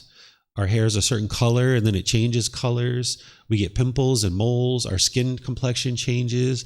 We get different, extra little fat here and there, right? We kind of change height, right? This body is constantly changing. We start losing our hair. We get gray hair. All these things are changing. What about your relationships? Are your relationships permanent or impermanent? If your relationships are permanent, you've had exactly the same people in your life your entire life. If they're permanent, you've had exactly the same people in your life your entire life. If they're impermanent, that means people have been coming and going in and out of your life your whole life. So what would you say? Are your relationships permanent or impermanent? Your relationships are impermanent, right? Okay, what about your bank account? Is your bank account permanent or impermanent? It's impermanent, right? It's constantly going up and down, right? Some people's goes up, up, up. Some people's goes down, down, down, down. This is all impermanence. It's constantly changing. What about the weather? Is the weather permanent or impermanent? Did I hear it? What is it? It's impermanent, right? It's constantly changing. We just experienced that, right? It was when we first started class, it was just fine. And now next thing we know, it was raining. And then now it's sunny again, right? This is impermanence, right? We could go on and on and on. And if you need to do that, you should, because you need to independently verify that indeed everything in the world around you is impermanent. In fact, you can just sit here and look at the temple, look at the walls. You see the holes and the marks on the walls. This is all impermanence. You see the marks, you see the different colors of paint, you see the wood planks on the floor. They're different colors, different shape, different texture. This is all impermanence, right? We maybe started with a certain number of people in the class, and now maybe some people have left and gone to the airport, right? There's a different number of people in the class. This is all impermanence. Right? So this is a key understanding, a key truth that you need to understand, that everything around the world is impermanent. If you're walking down the street and you see a crack in the sidewalk, that's impermanence. Here in Thailand, the height of the sidewalk changes sometimes, depending on where you're at, right? That's impermanence. Some roads have sidewalks and some roads don't, right? That's impermanence, okay? So this is a fundamental building block that's going to help you to understand the next piece, which is the Four Noble Truths. And you can independently verify this, okay? Now, the second universal truth is called discontentedness. I'll explain to you what this is and what the Buddha taught, and then I'm going to circle back and explain it to you in another way. Because what you might have heard if you've been studying the teachings of the Buddha other places is some people refer to this as suffering. The Buddha taught in his original teaching something called dukkha. This is the Pali word. And some people translate that to suffering, but I don't use that word because it doesn't accurately represent what the Buddha taught. So let me teach you what the Buddha taught, and then I'll circle back and explain to you why I don't use the word suffering, even though you might have heard this used in various venues that share the teachings of the Buddha.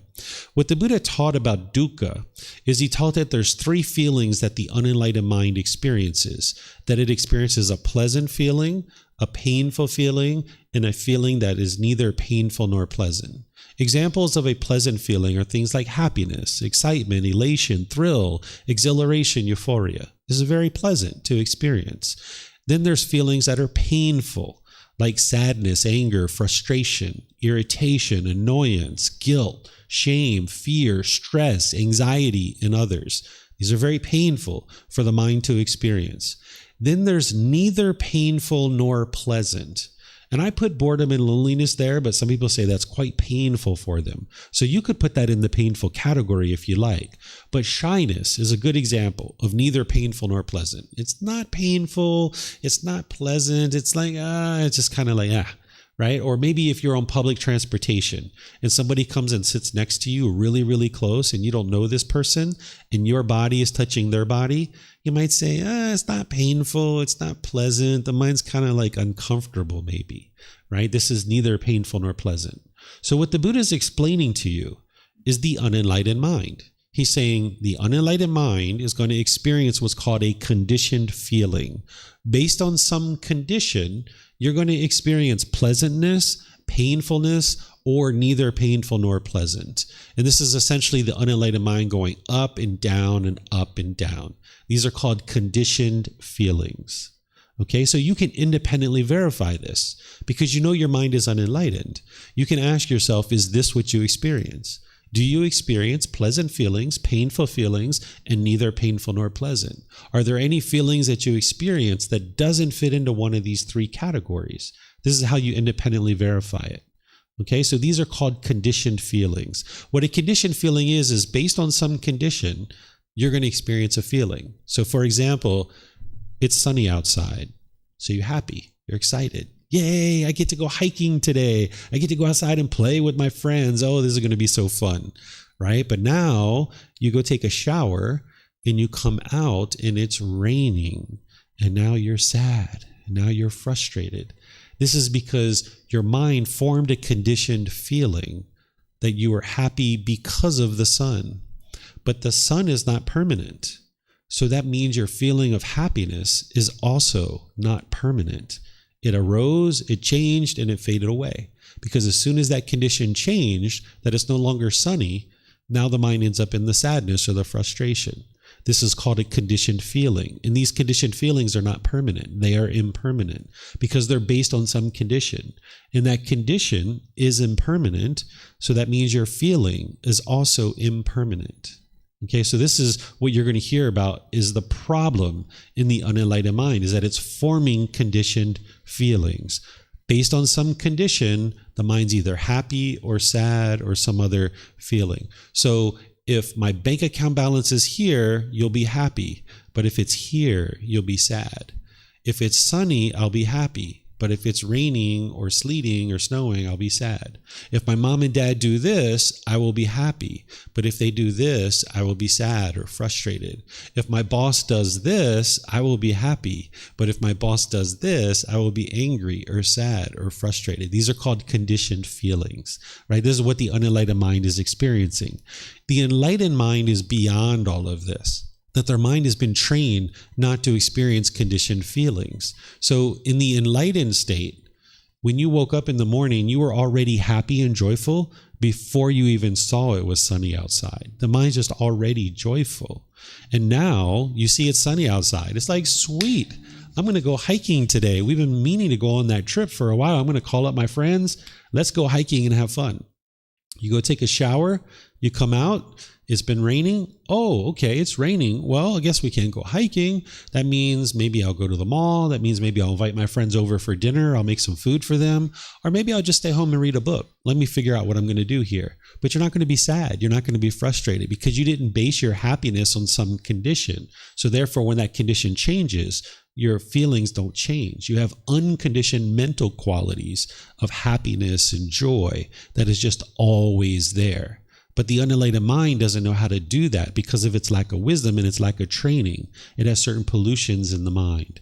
So this is the second universal truth. It's called the universal truth of discontentedness, where the mind is discontent, discontented, or experiencing discontentedness. Have you ever been so happy that you fell down and hurt yourself or dropped something and broke it? I know I have. I don't know about you guys, right? This is the mind being shaken up. That's what the discontentedness is explaining. The mind's going up and down and up and down and up and down. Okay? So some people refer to this as suffering. I don't use that word to translate dukkha because in my opinion, the word suffering translates the painful feelings really well. That if you're experiencing anger or sadness or frustration or any of those others like guilt and shame and fear, you'd probably say you were suffering. But when you're happy, like your mom calls you up and says, hey, I'm going to come over and visit you. I heard you got a new apartment and a new condo. I'd like to come see you. Oh, it's going to be so great to see you on Friday. I'm going to come over and see you. And you get so happy and so excited, you probably wouldn't say you were suffering, right? Or if that person you don't know is coming and sitting next to you on the bus or the train and your body's touching their body, and you feel like uncomfortable, you probably wouldn't say that you were suffering in that situation. So the word suffering doesn't actually explain the full spectrum of feelings and emotions that the Buddha is describing in this universal truth. So if we use the word suffering, you're only understanding 33% of what the Buddha taught.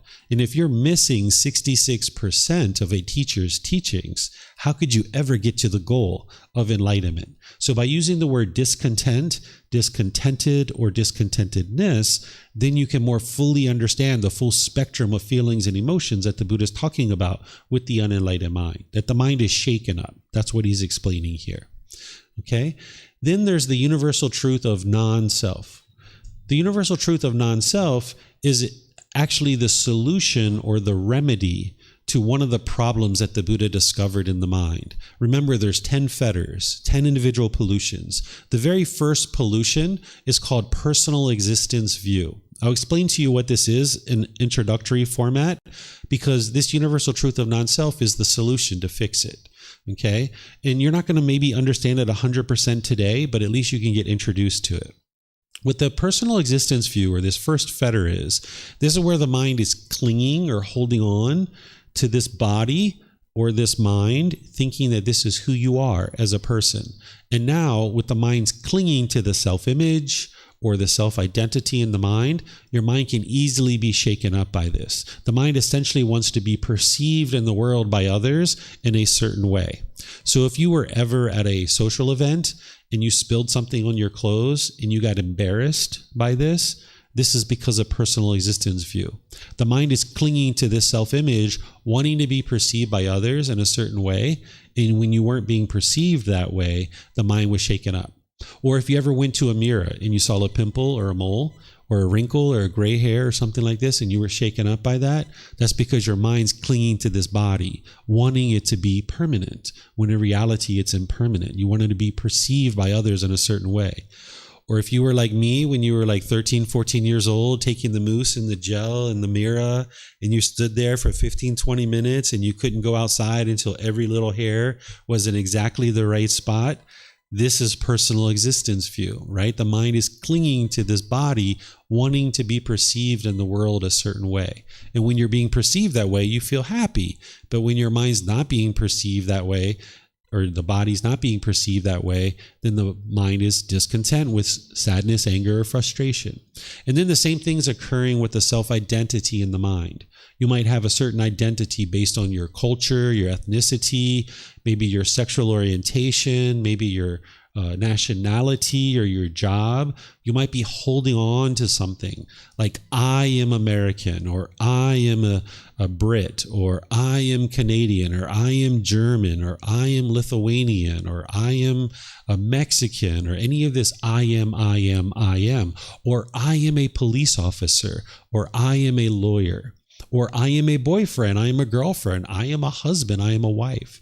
So if you are ever in a relationship with somebody for a period of time and you identified with I am a boyfriend, I am a girlfriend, when that relationship was over and now you are single, you might have felt this overwhelming urge to hurry up and get right back into another relationship because you didn't identify with I am single.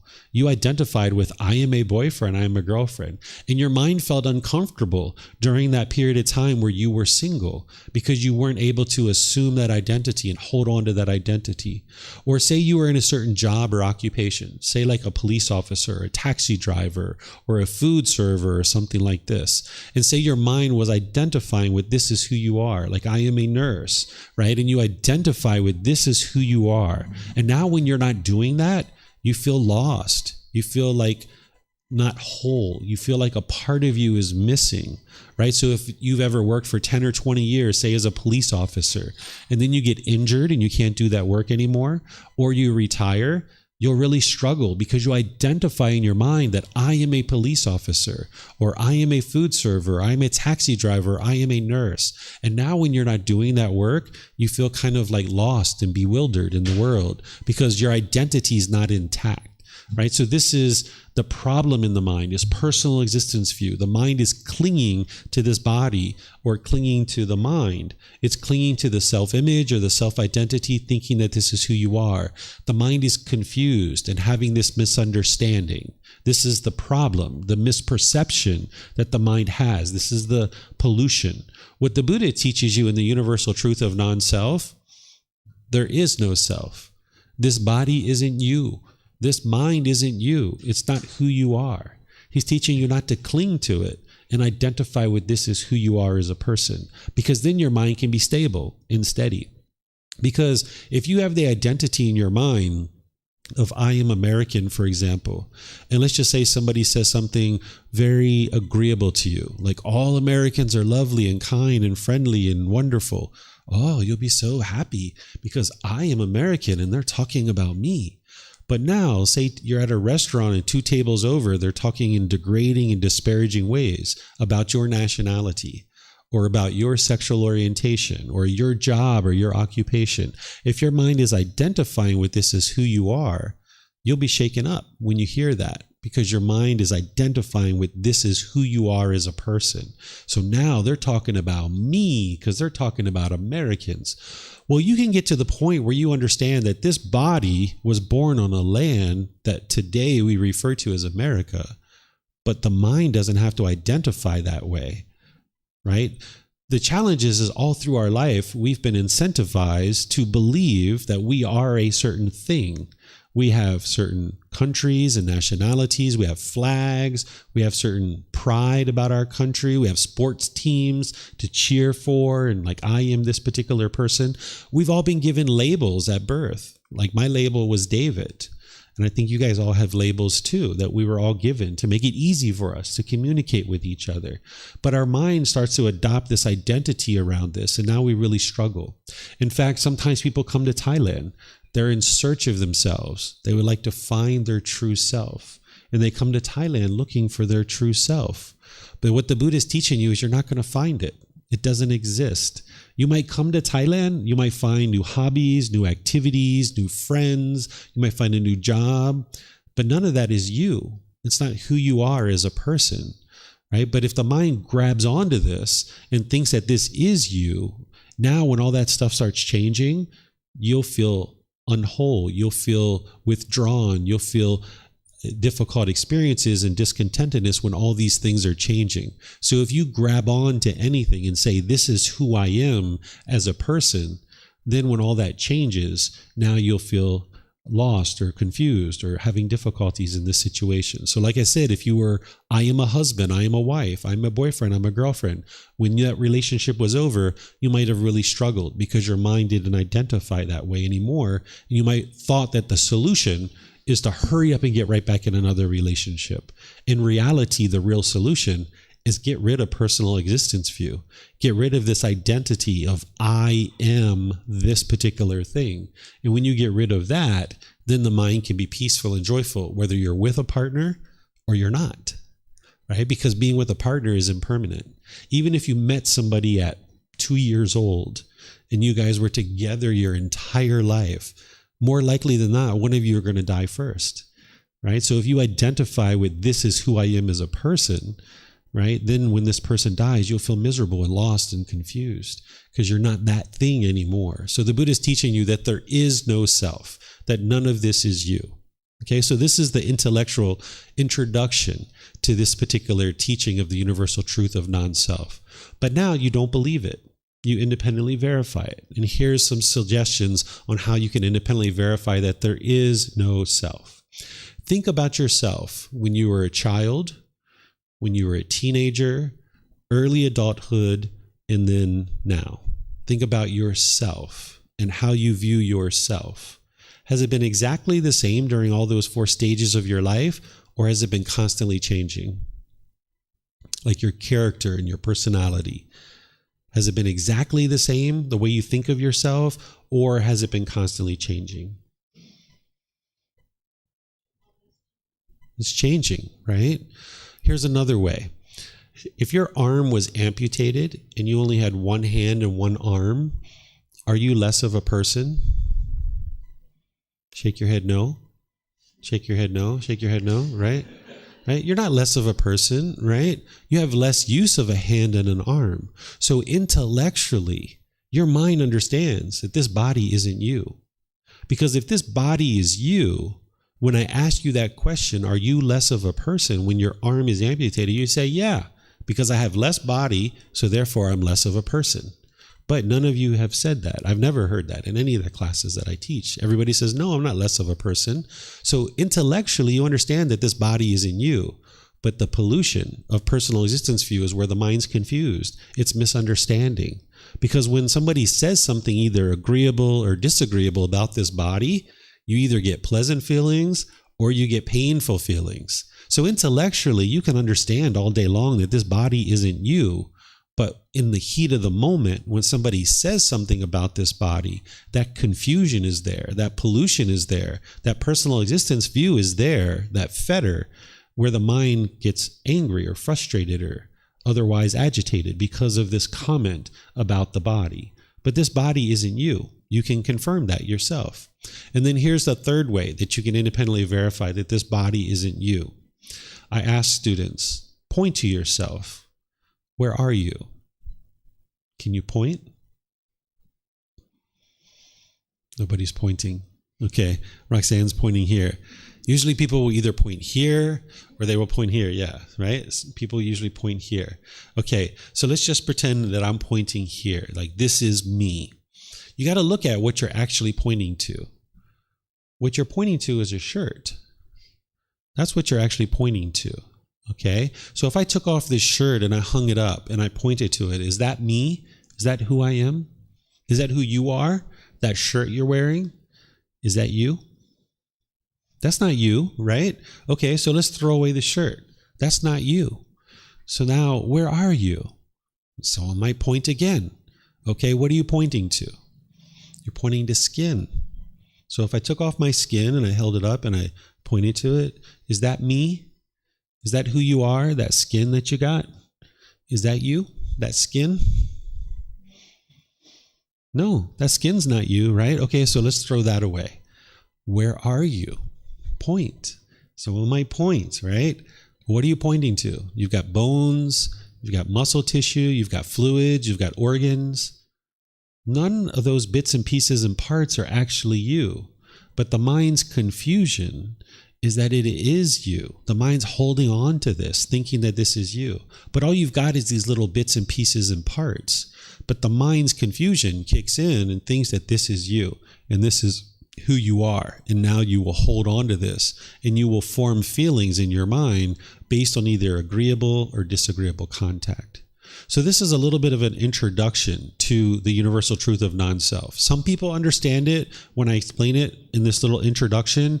Some people don't. And it's okay if you don't understand it right now, because sometimes students take 6 months, a year, even longer to be able to understand what I'm explaining here, because we've spent so much time accumulating this concept of a self in the mind, thinking that this body is you or this mind is you.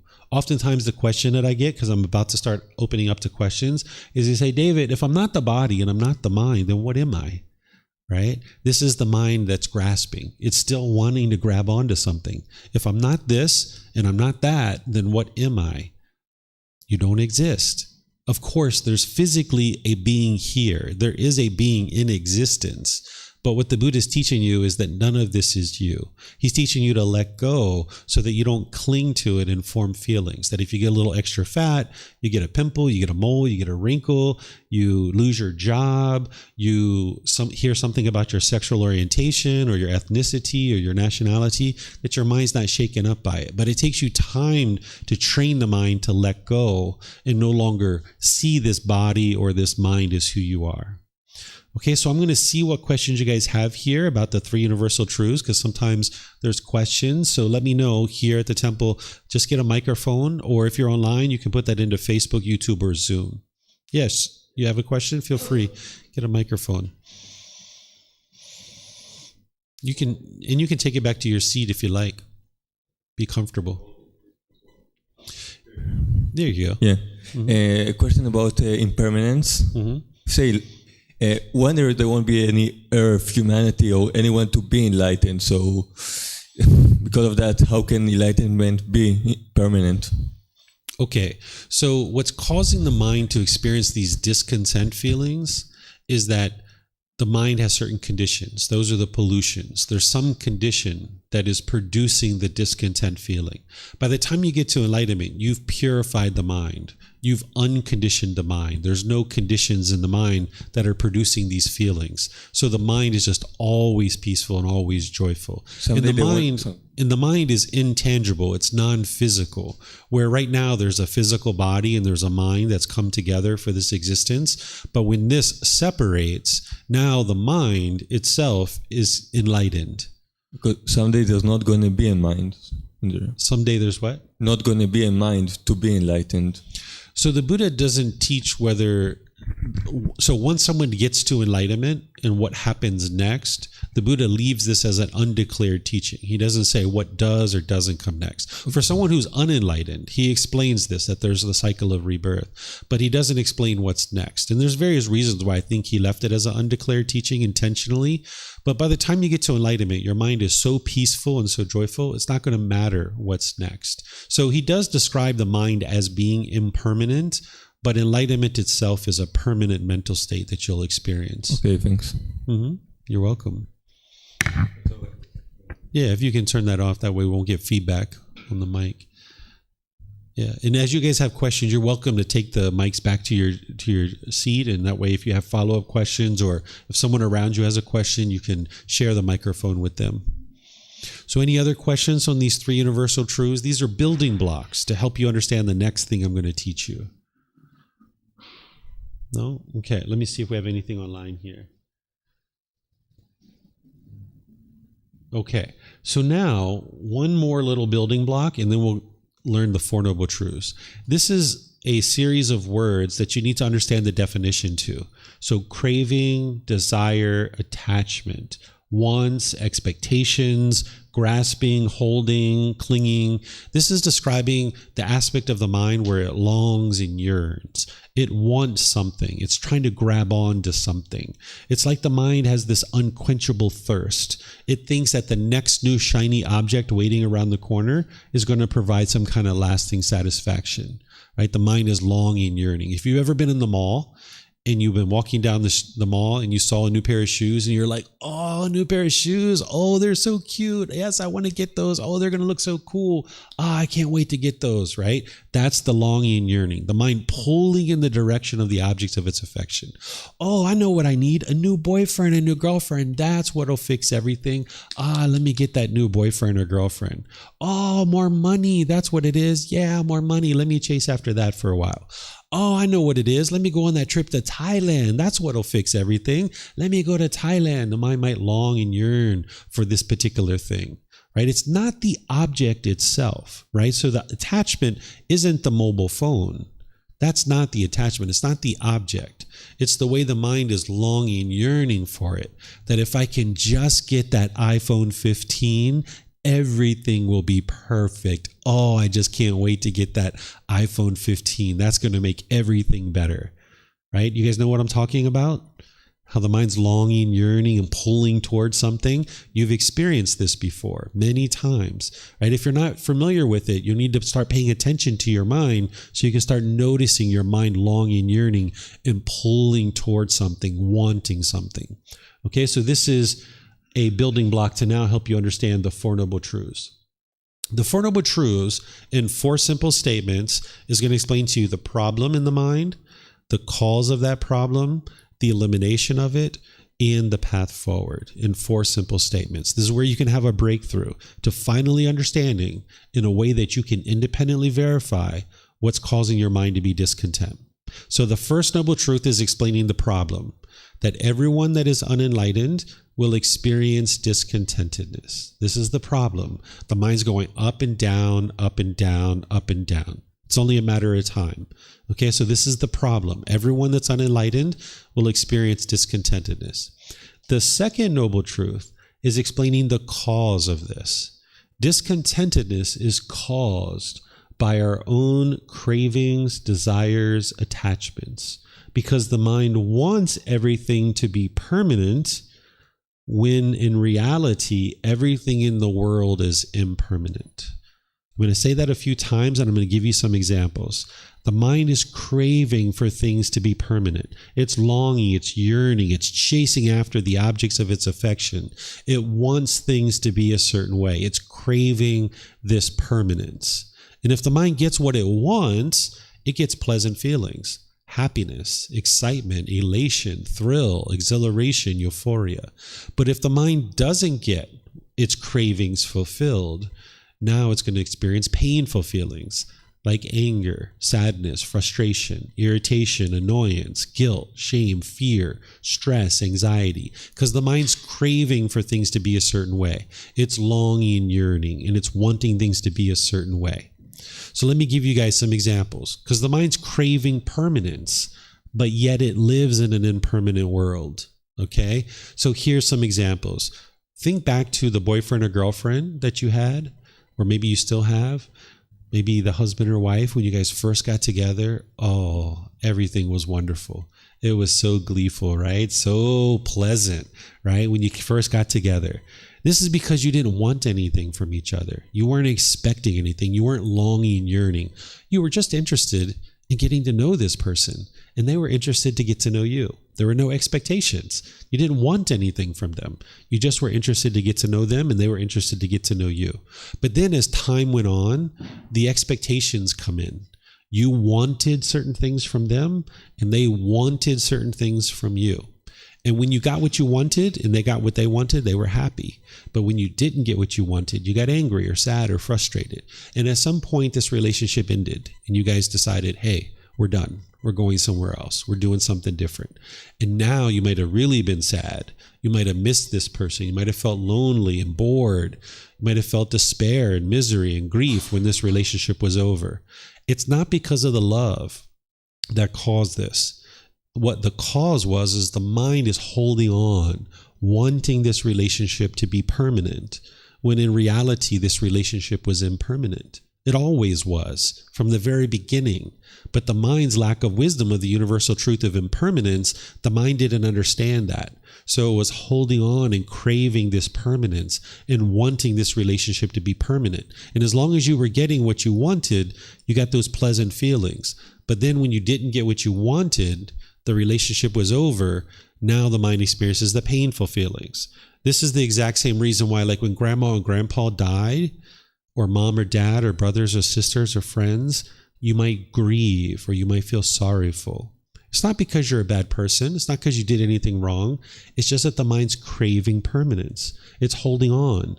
It's wanting things to be permanent. So when grandma and grandpa are alive, the mind's getting what it wants. But when it doesn't get what it wants, then the sadness or anger, frustration comes in. You might experience the same thing during a wedding. If you went to a wedding and you were sad or sorrowful at the wedding, or people around you were, this is because the mind's craving permanence. You see brothers and sisters going off with another partner, and the mind doesn't like that. The mind doesn't like this impermanence. The mind's holding on, wanting this person to be permanent. And when you see them going off into life with somebody else, the mind might grieve during this time that is otherwise fairly joyful, right? The mind is holding on. Or if you got dropped off at college or university, or you have children and you drop them off at college or university, you might grieve and be sorrowful. That's because the mind's craving permanence. Let me give you a little bit more simple example. This one about relationships, sometimes it might be challenging for you to see it because people think that love is causing these painful feelings when in reality it's not. So let's just say you had a brand new car.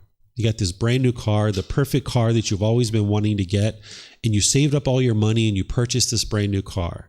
Just think about your dream car. Right now, you went and purchased it. You drive it off the parking lot. You're feeling so proud, so accomplished, so successful. You park this car at a store and you go inside and you come out and there's a scratch on your car. Oh my goodness, you're so frustrated maybe. You're so angry. You're so irritated. It's not the scratch that's causing it or the person who caused the scratch. That's not what's causing the frustration or the anger. It's the mind craving permanence. It wants this car to be permanently beautiful. That the mind is longing, yearning, wanting this car to be permanently beautiful. When in reality, it's impermanent. The paint's going to fade. The upholstery is going to get ripped or torn or fade. The tires are going to need to be changed. As long as you're craving for this car to look permanently beautiful, when you're not getting that, and you're not going to get it because this car is impermanent, you'll be angry or frustrated or sad. Now, we're not talking about what's wise or unwise, because when we walk through a parking lot, we try not to scratch other people's car, right? We're very conscious of that when we walk through the parking lot. But there's impermanence in the world, right? It'd be wonderful if nobody ever scratched our car. But that's not the world we live in. We live in an impermanent world. There's going to be somebody pushing a shopping cart at some point and they're not paying attention and boom, it's going to scratch your car. Or the wind blows and it blows the shopping cart into your car. It's going to happen. It's only a matter of time. So as long as your mind is craving permanence, you'll be frustrated, agitated, and annoyed when you're not getting that. right? And the mind's going to crave all kinds of things, right? You're going to crave for this relationship to be permanent, crave for this car to be permanent, crave for your phone or your bank account to be permanent, crave for your job to be permanent. And now when you have that job, you feel great. But then when the job's over, maybe you feel sad or lonely or bored or frustrated or agitated or some other discontent feeling. So if, as long as the mind's craving permanence and wanting things to be a certain way permanently, because you live in an impermanent world, your mind will struggle and have difficulties. So a way of saying that the mind craves permanence is to say that the mind does not like impermanence. It doesn't like change. Think about when things are changing in your life. You don't like it, right? You want things to be a certain way permanently.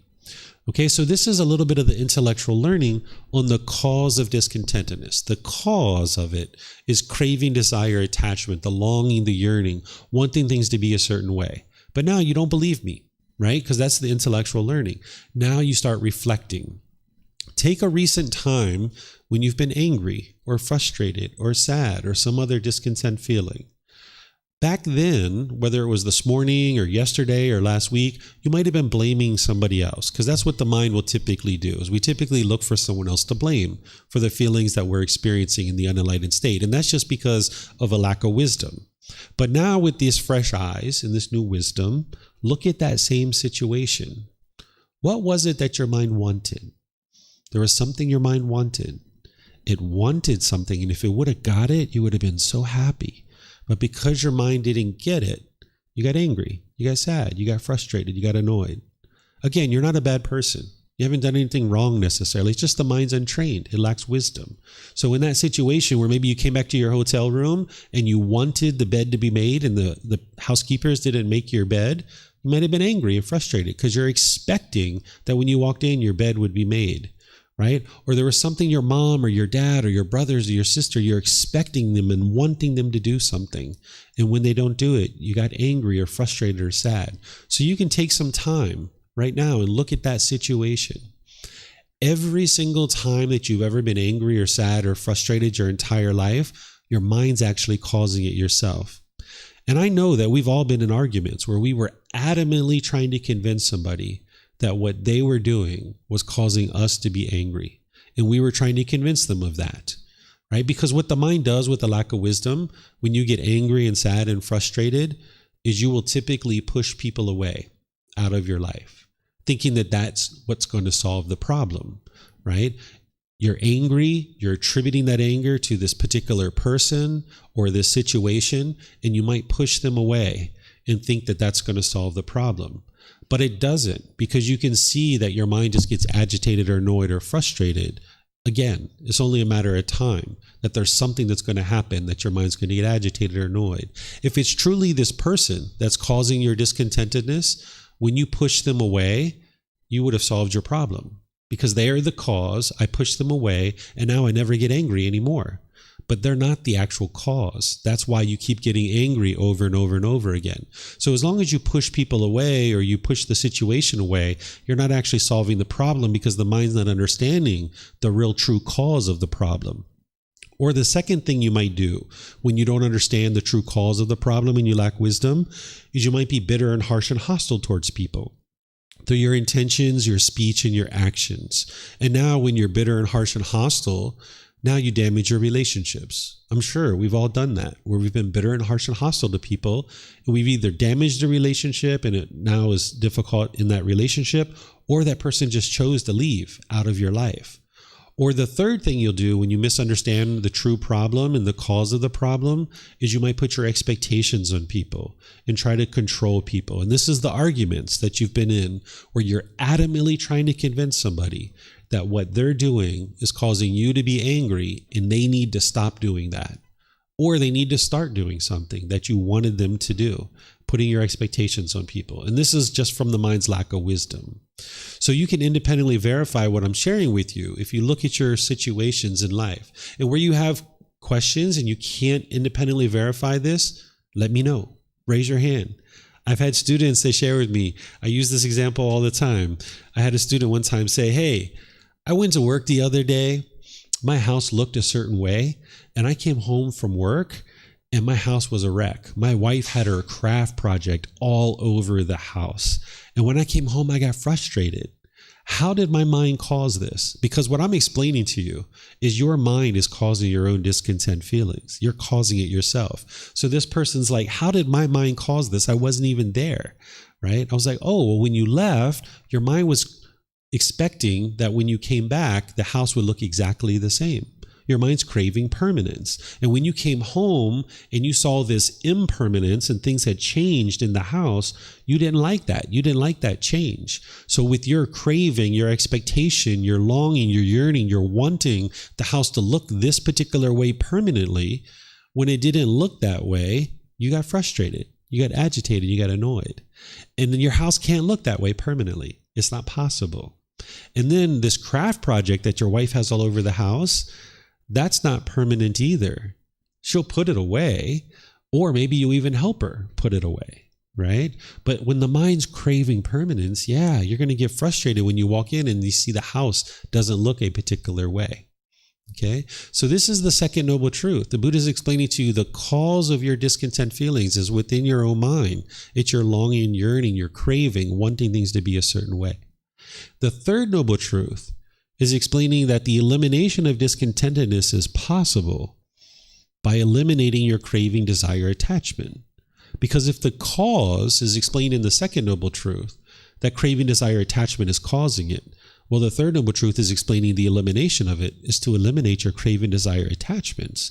If you can eliminate those, then the mind can be peaceful and liberated. It can be completely joyful because your mind's not longing, yearning, wanting things to be a certain way. And you can only be happy when things are that way. So if my mom and dad do this, if my boss does this, if my bank account is this, if the weather is this, if I get to go to Thailand, if I get to do this, if I get to do this, then I will be happy. But if those things don't happen, then I'm going to be angry and sad and frustrated. So the amount of time that you can be happy becomes less and less and less as your expectations grow. This is why when we were a child, we were so happy. We were so joyful because we didn't have all these expectations of things that we wanted. But as we grew, we started wanting things. We started expecting things. We started longing, yearning. So old age, where we tend to think about old age, people get grumpy. All that's happened is their mind has accumulated all these wants and all these expectations. You don't have to be old and grumpy. You can be old and quite joyful and peaceful, right? You don't have to be old and grumpy. You can be quite joyful if you train your mind to eliminate your cravings, desires, attachments. That's what the Buddha is explaining in the third noble truth. Then in the fourth noble truth, he's explaining the path to eliminating discontentedness is the eightfold path. This is the complete perfect plan that's going to help you to eliminate your cravings, desires, attachments. This is the life practice that you develop. When you understand what each one of these factors are, it's like dialing into your mind these teachings closer and closer. So if you had a speaker system and you were trying to get a better and better quality sound out of these speakers, you might dial these 8 dials in closer and closer and closer. And as you tweak those dials, you're going to get a better and better quality sound out of the speakers. Well, the mind is the same way. That if you can dial these 8 factors of the Eightfold Path into your life closer and closer, your mind's going to perform more and more optimally because you're going to get rid of these pollutions out of your mind. And that's where the focus, the concentration, the clarity, and the deep memory, your personal and professional relationships will improve. And you'll see that the peace and the joy will come into the mind. So the very first step on the Eightfold Path is right view. Right view is to have the right view of what's causing your feelings. That it's craving, desire, attachment. Wrong view would be to blame other people. Because if you're blaming other people, you'll never solve your problem because that's not the actual problem. That's not the cause of this problem. The cause of this anger and sadness and frustration is craving, desire, attachment. So that's why the Buddha would start people with establishing right view. You need to understand that it's your own mind that's causing your own discontent feelings. Because when you blame other people, you might go off into the world and try to teach other people how to do things your way. But the problem with that is there's 8 billion people in the world. You can't train 8 billion people to do things your way. But you can train one mind. Do you know whose mind that is that you need to train? I see Roxanne over there. She's like, me. I need to train this mind right here, right? You can train that.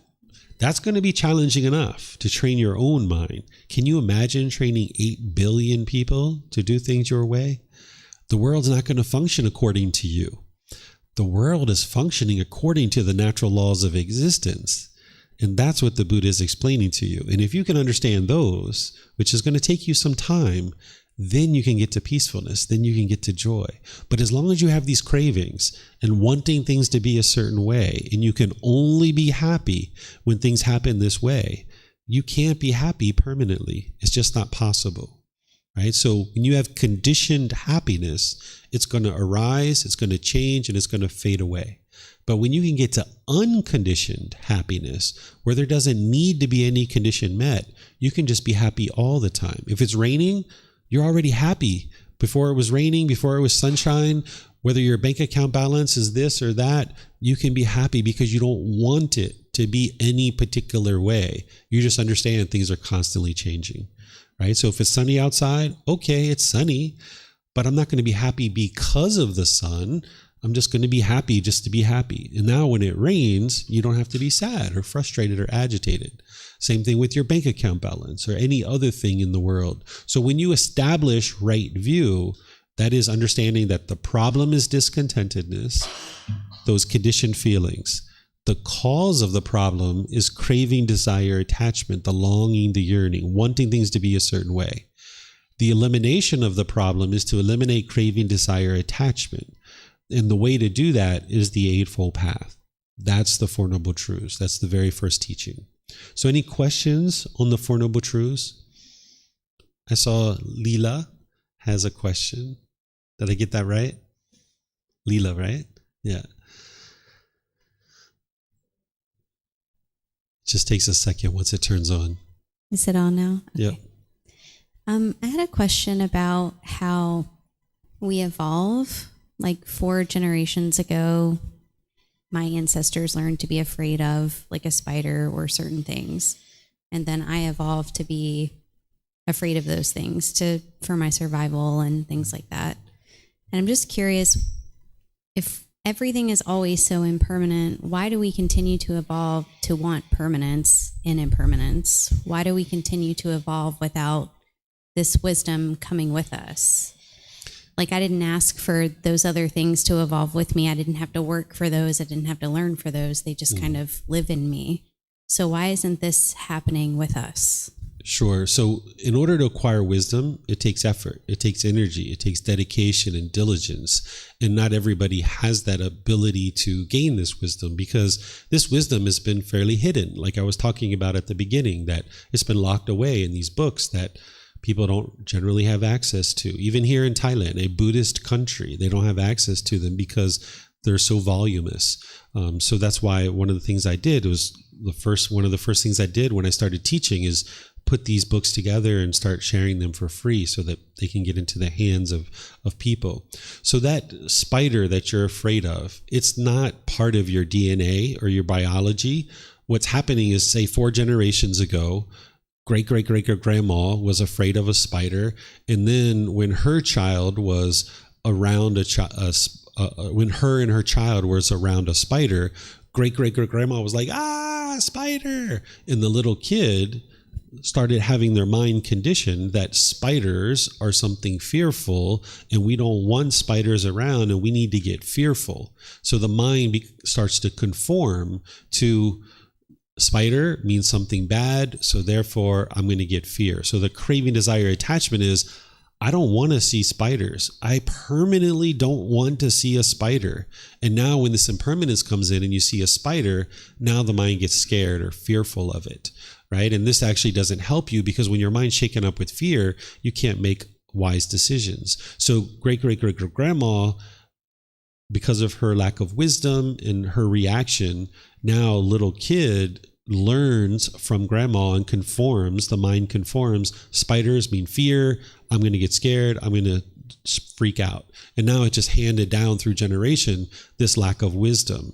But also the reverse is true too, that if a certain person gains this wisdom of the teachings of the Buddha, and now you learn how to train your mind, that will permeate in the world too. So this is why a place like Thailand, these teachings have been here for 800 to 1200 years. So the teachings are baked into their culture. So now as a Thai child growing up, you learn to control your mind. You learn to be practicing harmlessness, where you're not causing harm to other people. And this is one of the reasons why people enjoy coming here so much, is because it's so peaceful. People aren't judging you. People aren't looking down on you. People aren't in your life trying to tell you what to do and what not to do. People just leave you alone, just let you enjoy your life. So the wisdom will permeate in the world in the same way that the lack of wisdom also permeates in the world. So you haven't evolved with this lack of wisdom. It's just that because of the lack of access to the wisdom, all these generations of all the countries that we came from, we never learned this growing up. So therefore, it's not in our culture. It's not in our country. It's not in our wisdom of our parents. So therefore, we never learned it growing up. But the beauty is now you're an adult. Now you can come to a place like Thailand and you can learn, or if you can't come to Thailand, you can learn online, because I live stream things, right? You don't need to be in Thailand anymore to learn these teachings. So as you put dedication and diligence and effort to learning, you can gain this wisdom, and now you can awaken and you can experience the peace and joy. And that's evolution. That's where you're really evolving. This other thing that you were describing, in my opinion, isn't evolving. That's just kind of existing with this lack of wisdom and staying stuck in that continuous cycle of fear over and over and over again. But now you can evolve by getting this wisdom. Do we have a shared consciousness, or is that, I know other teachings or religions talk about like us sharing a consciousness. Is that true? This isn't true. There's individual consciousness, right? So like there's a consciousness there's a consciousness there. Each one of us have our own individual mind and consciousness. That's what we're functioning with. And we're all making independent decisions. But collectively, our decisions are producing some certain result. So like here in Thailand, they're a pretty peaceful country. They don't start wars with people. They don't send spies into neighboring countries to spy on them pretty much, I don't think. They don't do these things. So they have a military, but it's pretty small because they're not causing harm in the world, so harm doesn't come to them. But if as a country, for example, you're doing harmful things in the world, yeah, you need a big military to protect yourself and the people there, right? So there's still individual decisions that are being made in individual minds, their individual consciousness, but as a group of people all making certain decisions, it's producing certain results. But that's not a collective consciousness. That's just a collection of all the decisions that these individual minds have produced. And now we're experiencing the results of that. So living here in Thailand, you can live pretty peaceful because you don't have to worry about someone dropping bombs on you, because, no one's coming to harm Thai people because they're not out there causing harm to others. Any other questions you guys have? I see something online here. I'm just going to take this off. Helps me to be able to see. Let's see. Coming back to the very beginning of the class, do the 3 criteria for a Buddha come from the Pali Canon? The 3 criteria that I'm sharing with you are what you can surmise from the Pali Canon, but the Buddha doesn't list it out that way, in the way that I'm listing it out. He explains that he is a Buddha, or he explains it as the Tathagata, and you can see that he actually got to enlightenment by himself. There's a discourse where he explains that he's the discoverer, the declarer, the originator of the path to enlightenment. So I listed out in 3 criteria, which is what the Buddha actually did. And you can see where he talks about this in different discourses, and you can put it all together. And there's one particular discourse in volume 2 that we just discussed where he talks about the difference between an enlightened being and a Buddha. And what he describes as a Buddha is a discoverer, the declarer, the originator of the path to enlightenment, meaning they don't have any teachers or any guides. And then you can see that a Buddha dedicates the rest of their life to sharing their independently discovered teachings. And then you can see that they preserve their teachings in a way that countless people can get to enlightenment after their death, because there's already going to be countless people that get to enlightenment during the lifetime of an actual Buddha. So you can see this spread out throughout multiple discourses. Okay. All right, so I'm not seeing any questions anywhere. All right, this is rare. Oftentimes people have questions. All right, so that's impermanent too, right? Every class, people aren't going to have questions. All right, so what I'm going to share with you guys just to finish this up is, what are the teachings of the Buddha? It's as I shared, to heal from what hurt you, so that you never need to hurt again. But you need to know what was hurting you. What's hurting you is inside your mind, the craving, the desire, the attachment, wanting things to be a certain way. Sure, mom and dad are probably doing things that are unwise. Sure, brothers and sisters are probably doing things that are unwise, but that's not what's causing you to be angry. What's causing you to be angry is you're wanting them to be a certain way, and they're just not that way. They have a lack of wisdom, just like you. Right? And they're struggling and having difficulties in the world just like you. So sure, they might be doing things that are unwise, but that's not what's causing you to be angry. It's the craving for things to be a certain way. So once you understand what's causing the discontent feelings, then you can heal from what's hurting you. And it's within your own mind. And that's why you have the capability to be able to solve it. So the Buddha, during his lifetime, he got to this peace and to the joy. He didn't go around and teach other people that you have to do things this way, therefore I can then be peaceful. He was already peaceful. And he says, this is how I did it, right? By understanding these natural laws. So you can get to that same mental state as the Buddha, but you need to be able to learn these natural laws. And then you can heal from what hurt you so that you never need to hurt again. In terms of continued support on the path to enlightenment, because these couple of hours that we spend together is great, but you might be interested to know how you can learn more and how you can continue to grow. Well, from our website, you can access books, audiobooks, videos, podcasts, and quizzes just by going to our website. We have in-person classes here, and I travel around the world and teach in different places. I've got a couple of courses in Mexico that's coming up next month. And then next year, I'm going to be in California for a period of time. So I travel around in different places, and you can learn in person, or you can learn online. Because I live stream when I'm here, I will live stream. And if I'm at a particular center somewhere in the world that has the capability to live stream, I'll live stream those classes too. So either in person or online, you can experience classes, courses, and retreats. And all this is available for you at no cost. Whether it's the books or audiobooks, videos, podcasts, the in-person and online classes, courses, and retreats, it's all available for you.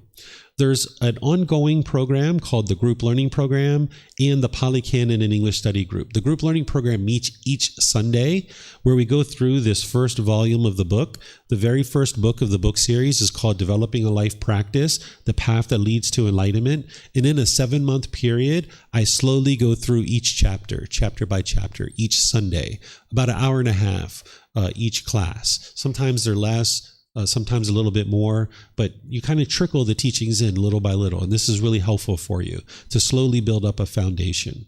And then after that 7-month program, that is either Sunday at 9 a.m. or 9 p.m. Thai time. So depending on where you are in the world, there's a live class available to you. Then also on Wednesdays at 9 a.m. and 9 p.m. And if you can't attend the live class, either by Facebook, YouTube, or Zoom, it's recorded. So you can just watch the recording and go at your own pace. After people take that program, or maybe one of our other foundational courses, they sometimes move into the Pali Canon and English Study Group. That's on Saturday morning at 9 a.m. or 9 p.m. And depending on where you are, like if you're in North, Central, or South America, that might actually be Friday night and Saturday morning, right? Or the Sunday classes might be Saturday night and Sunday morning. But if you're in Europe, that might actually be the morning class here might actually be time that you're sleeping, right? So that's why I have the 9 p.m. class so that you can attend that. So I've organized in such a way that no matter what time zone you're in, you can get a live class. And if you can't get the live class, then you've got the recording to be able to watch, because you're not going to be able to come to every single live class. Because of impermanence, you're going to miss classes from time to time. So you can learn through these ongoing programs. And the group learning program goes through the first book. The Polycanon English Study Group goes through volumes 2 through 13, the entire book series. And that takes about a year and a half. So in about 2 years, you can gradually make your way through all these teachings. But slowly but surely, you're going to be seeing improvement to the condition of your mind. There's some students that have come to me after just 2 days of learning, and they said they can already see results. There was one particular student, she came to a course where I taught the things that I'm teaching you guys and others, and they came in on Wednesday morning and they're like, I got an email this morning that would have normally shaken up my mind. I would have been so frustrated and sad and upset, but I wasn't. I can already see the improvement just from Monday and Tuesday of the class. So you can sometimes see improvement that quick. And then you can also get personal guidance, either in person or online. If you're here in Chiang Mai or in one of the cities that I travel to, you can just send me a message and say, hey, David, can we meet up at this time, this place? And sure, we'll meet here at the temple, meet at a smoothie shop, meet at a restaurant or something like that, or at a park or something like that. And I'll sit down and help you in whatever way, whatever kind of questions that you have, I'll help you with that. And if you're traveling, you can schedule from our website and I'll meet you in Zoom, because you can get online. It'll show you my calendar. You can put in your appointment and then it'll email me. And then we just meet in Zoom and I can talk with you no matter where you are in the world. And then there's a Facebook group if you like Facebook, or if you'd like to go into Facebook and just open an account just to interact. We have an online classroom where students will ask questions and then I will answer it. Nobody else is answering your questions there, only me. So it's like an online classroom. Like somebody asks a question and then I will answer it. And some people like going in there because you learn from other people's questions. Maybe you didn't have that question, but somebody else did, and it will help you. And again, all of this is available at no cost. So you can always get access to all of this stuff. Okay, so any questions on any of this? This is the first book that I suggest you guys start with if you'd like to start with a certain book. And here's the classes and the times. Okay. All right. So I'm not seeing any questions anywhere. So what I'm going to do is just end class here by thanking all of you guys for joining. Thank you for deciding today is the day you'd like to learn the teachings of the Buddha and spending some time here at the temple. If you'd like to learn more, there's plenty of opportunities for that. You can come talk to me. I can help you get plugged into whatever opportunity is best for you. There's tomorrow, the group learning program, where I'm going to be teaching about dissolving the ego, which is like the arrogance, the pride, the judging other people and measuring and comparing and putting yourself above people or putting yourself below people, because this is detrimental to your mind. So I'm going to be teaching you how to eliminate that from the mind. Then on Monday, I'm going to be starting the 5-day course of Foundation in the Path to Enlightenment. It's Monday through Friday from 9 a.m. to 3 p.m. And we take a tour on Friday of some of the local temples. And you can come to any portion of that you like. People come and go all throughout the week. And then if you look at our calendar online or on the bulletin board here, you'll see all the various classes and courses and retreats. There's plenty of opportunities for you to learn. I've removed all the obstacles. All you need to do is apply the dedication and the diligence and the effort. Okay. So have a very lovely and wonderful rest of your day. And perhaps we'll see you guys in a future class. Be well. Take care. Sawadee khap. Sawadee khap.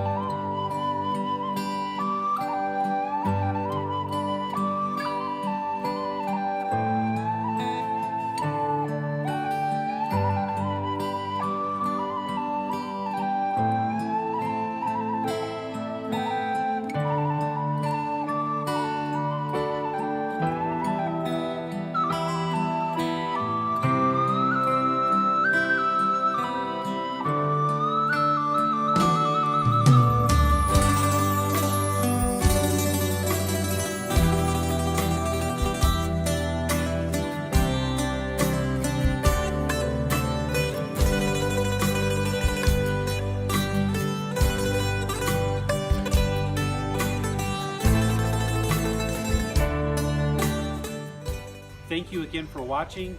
Enjoy your meditation. Look forward to seeing you online and answering any questions that you might have. Thank you so much.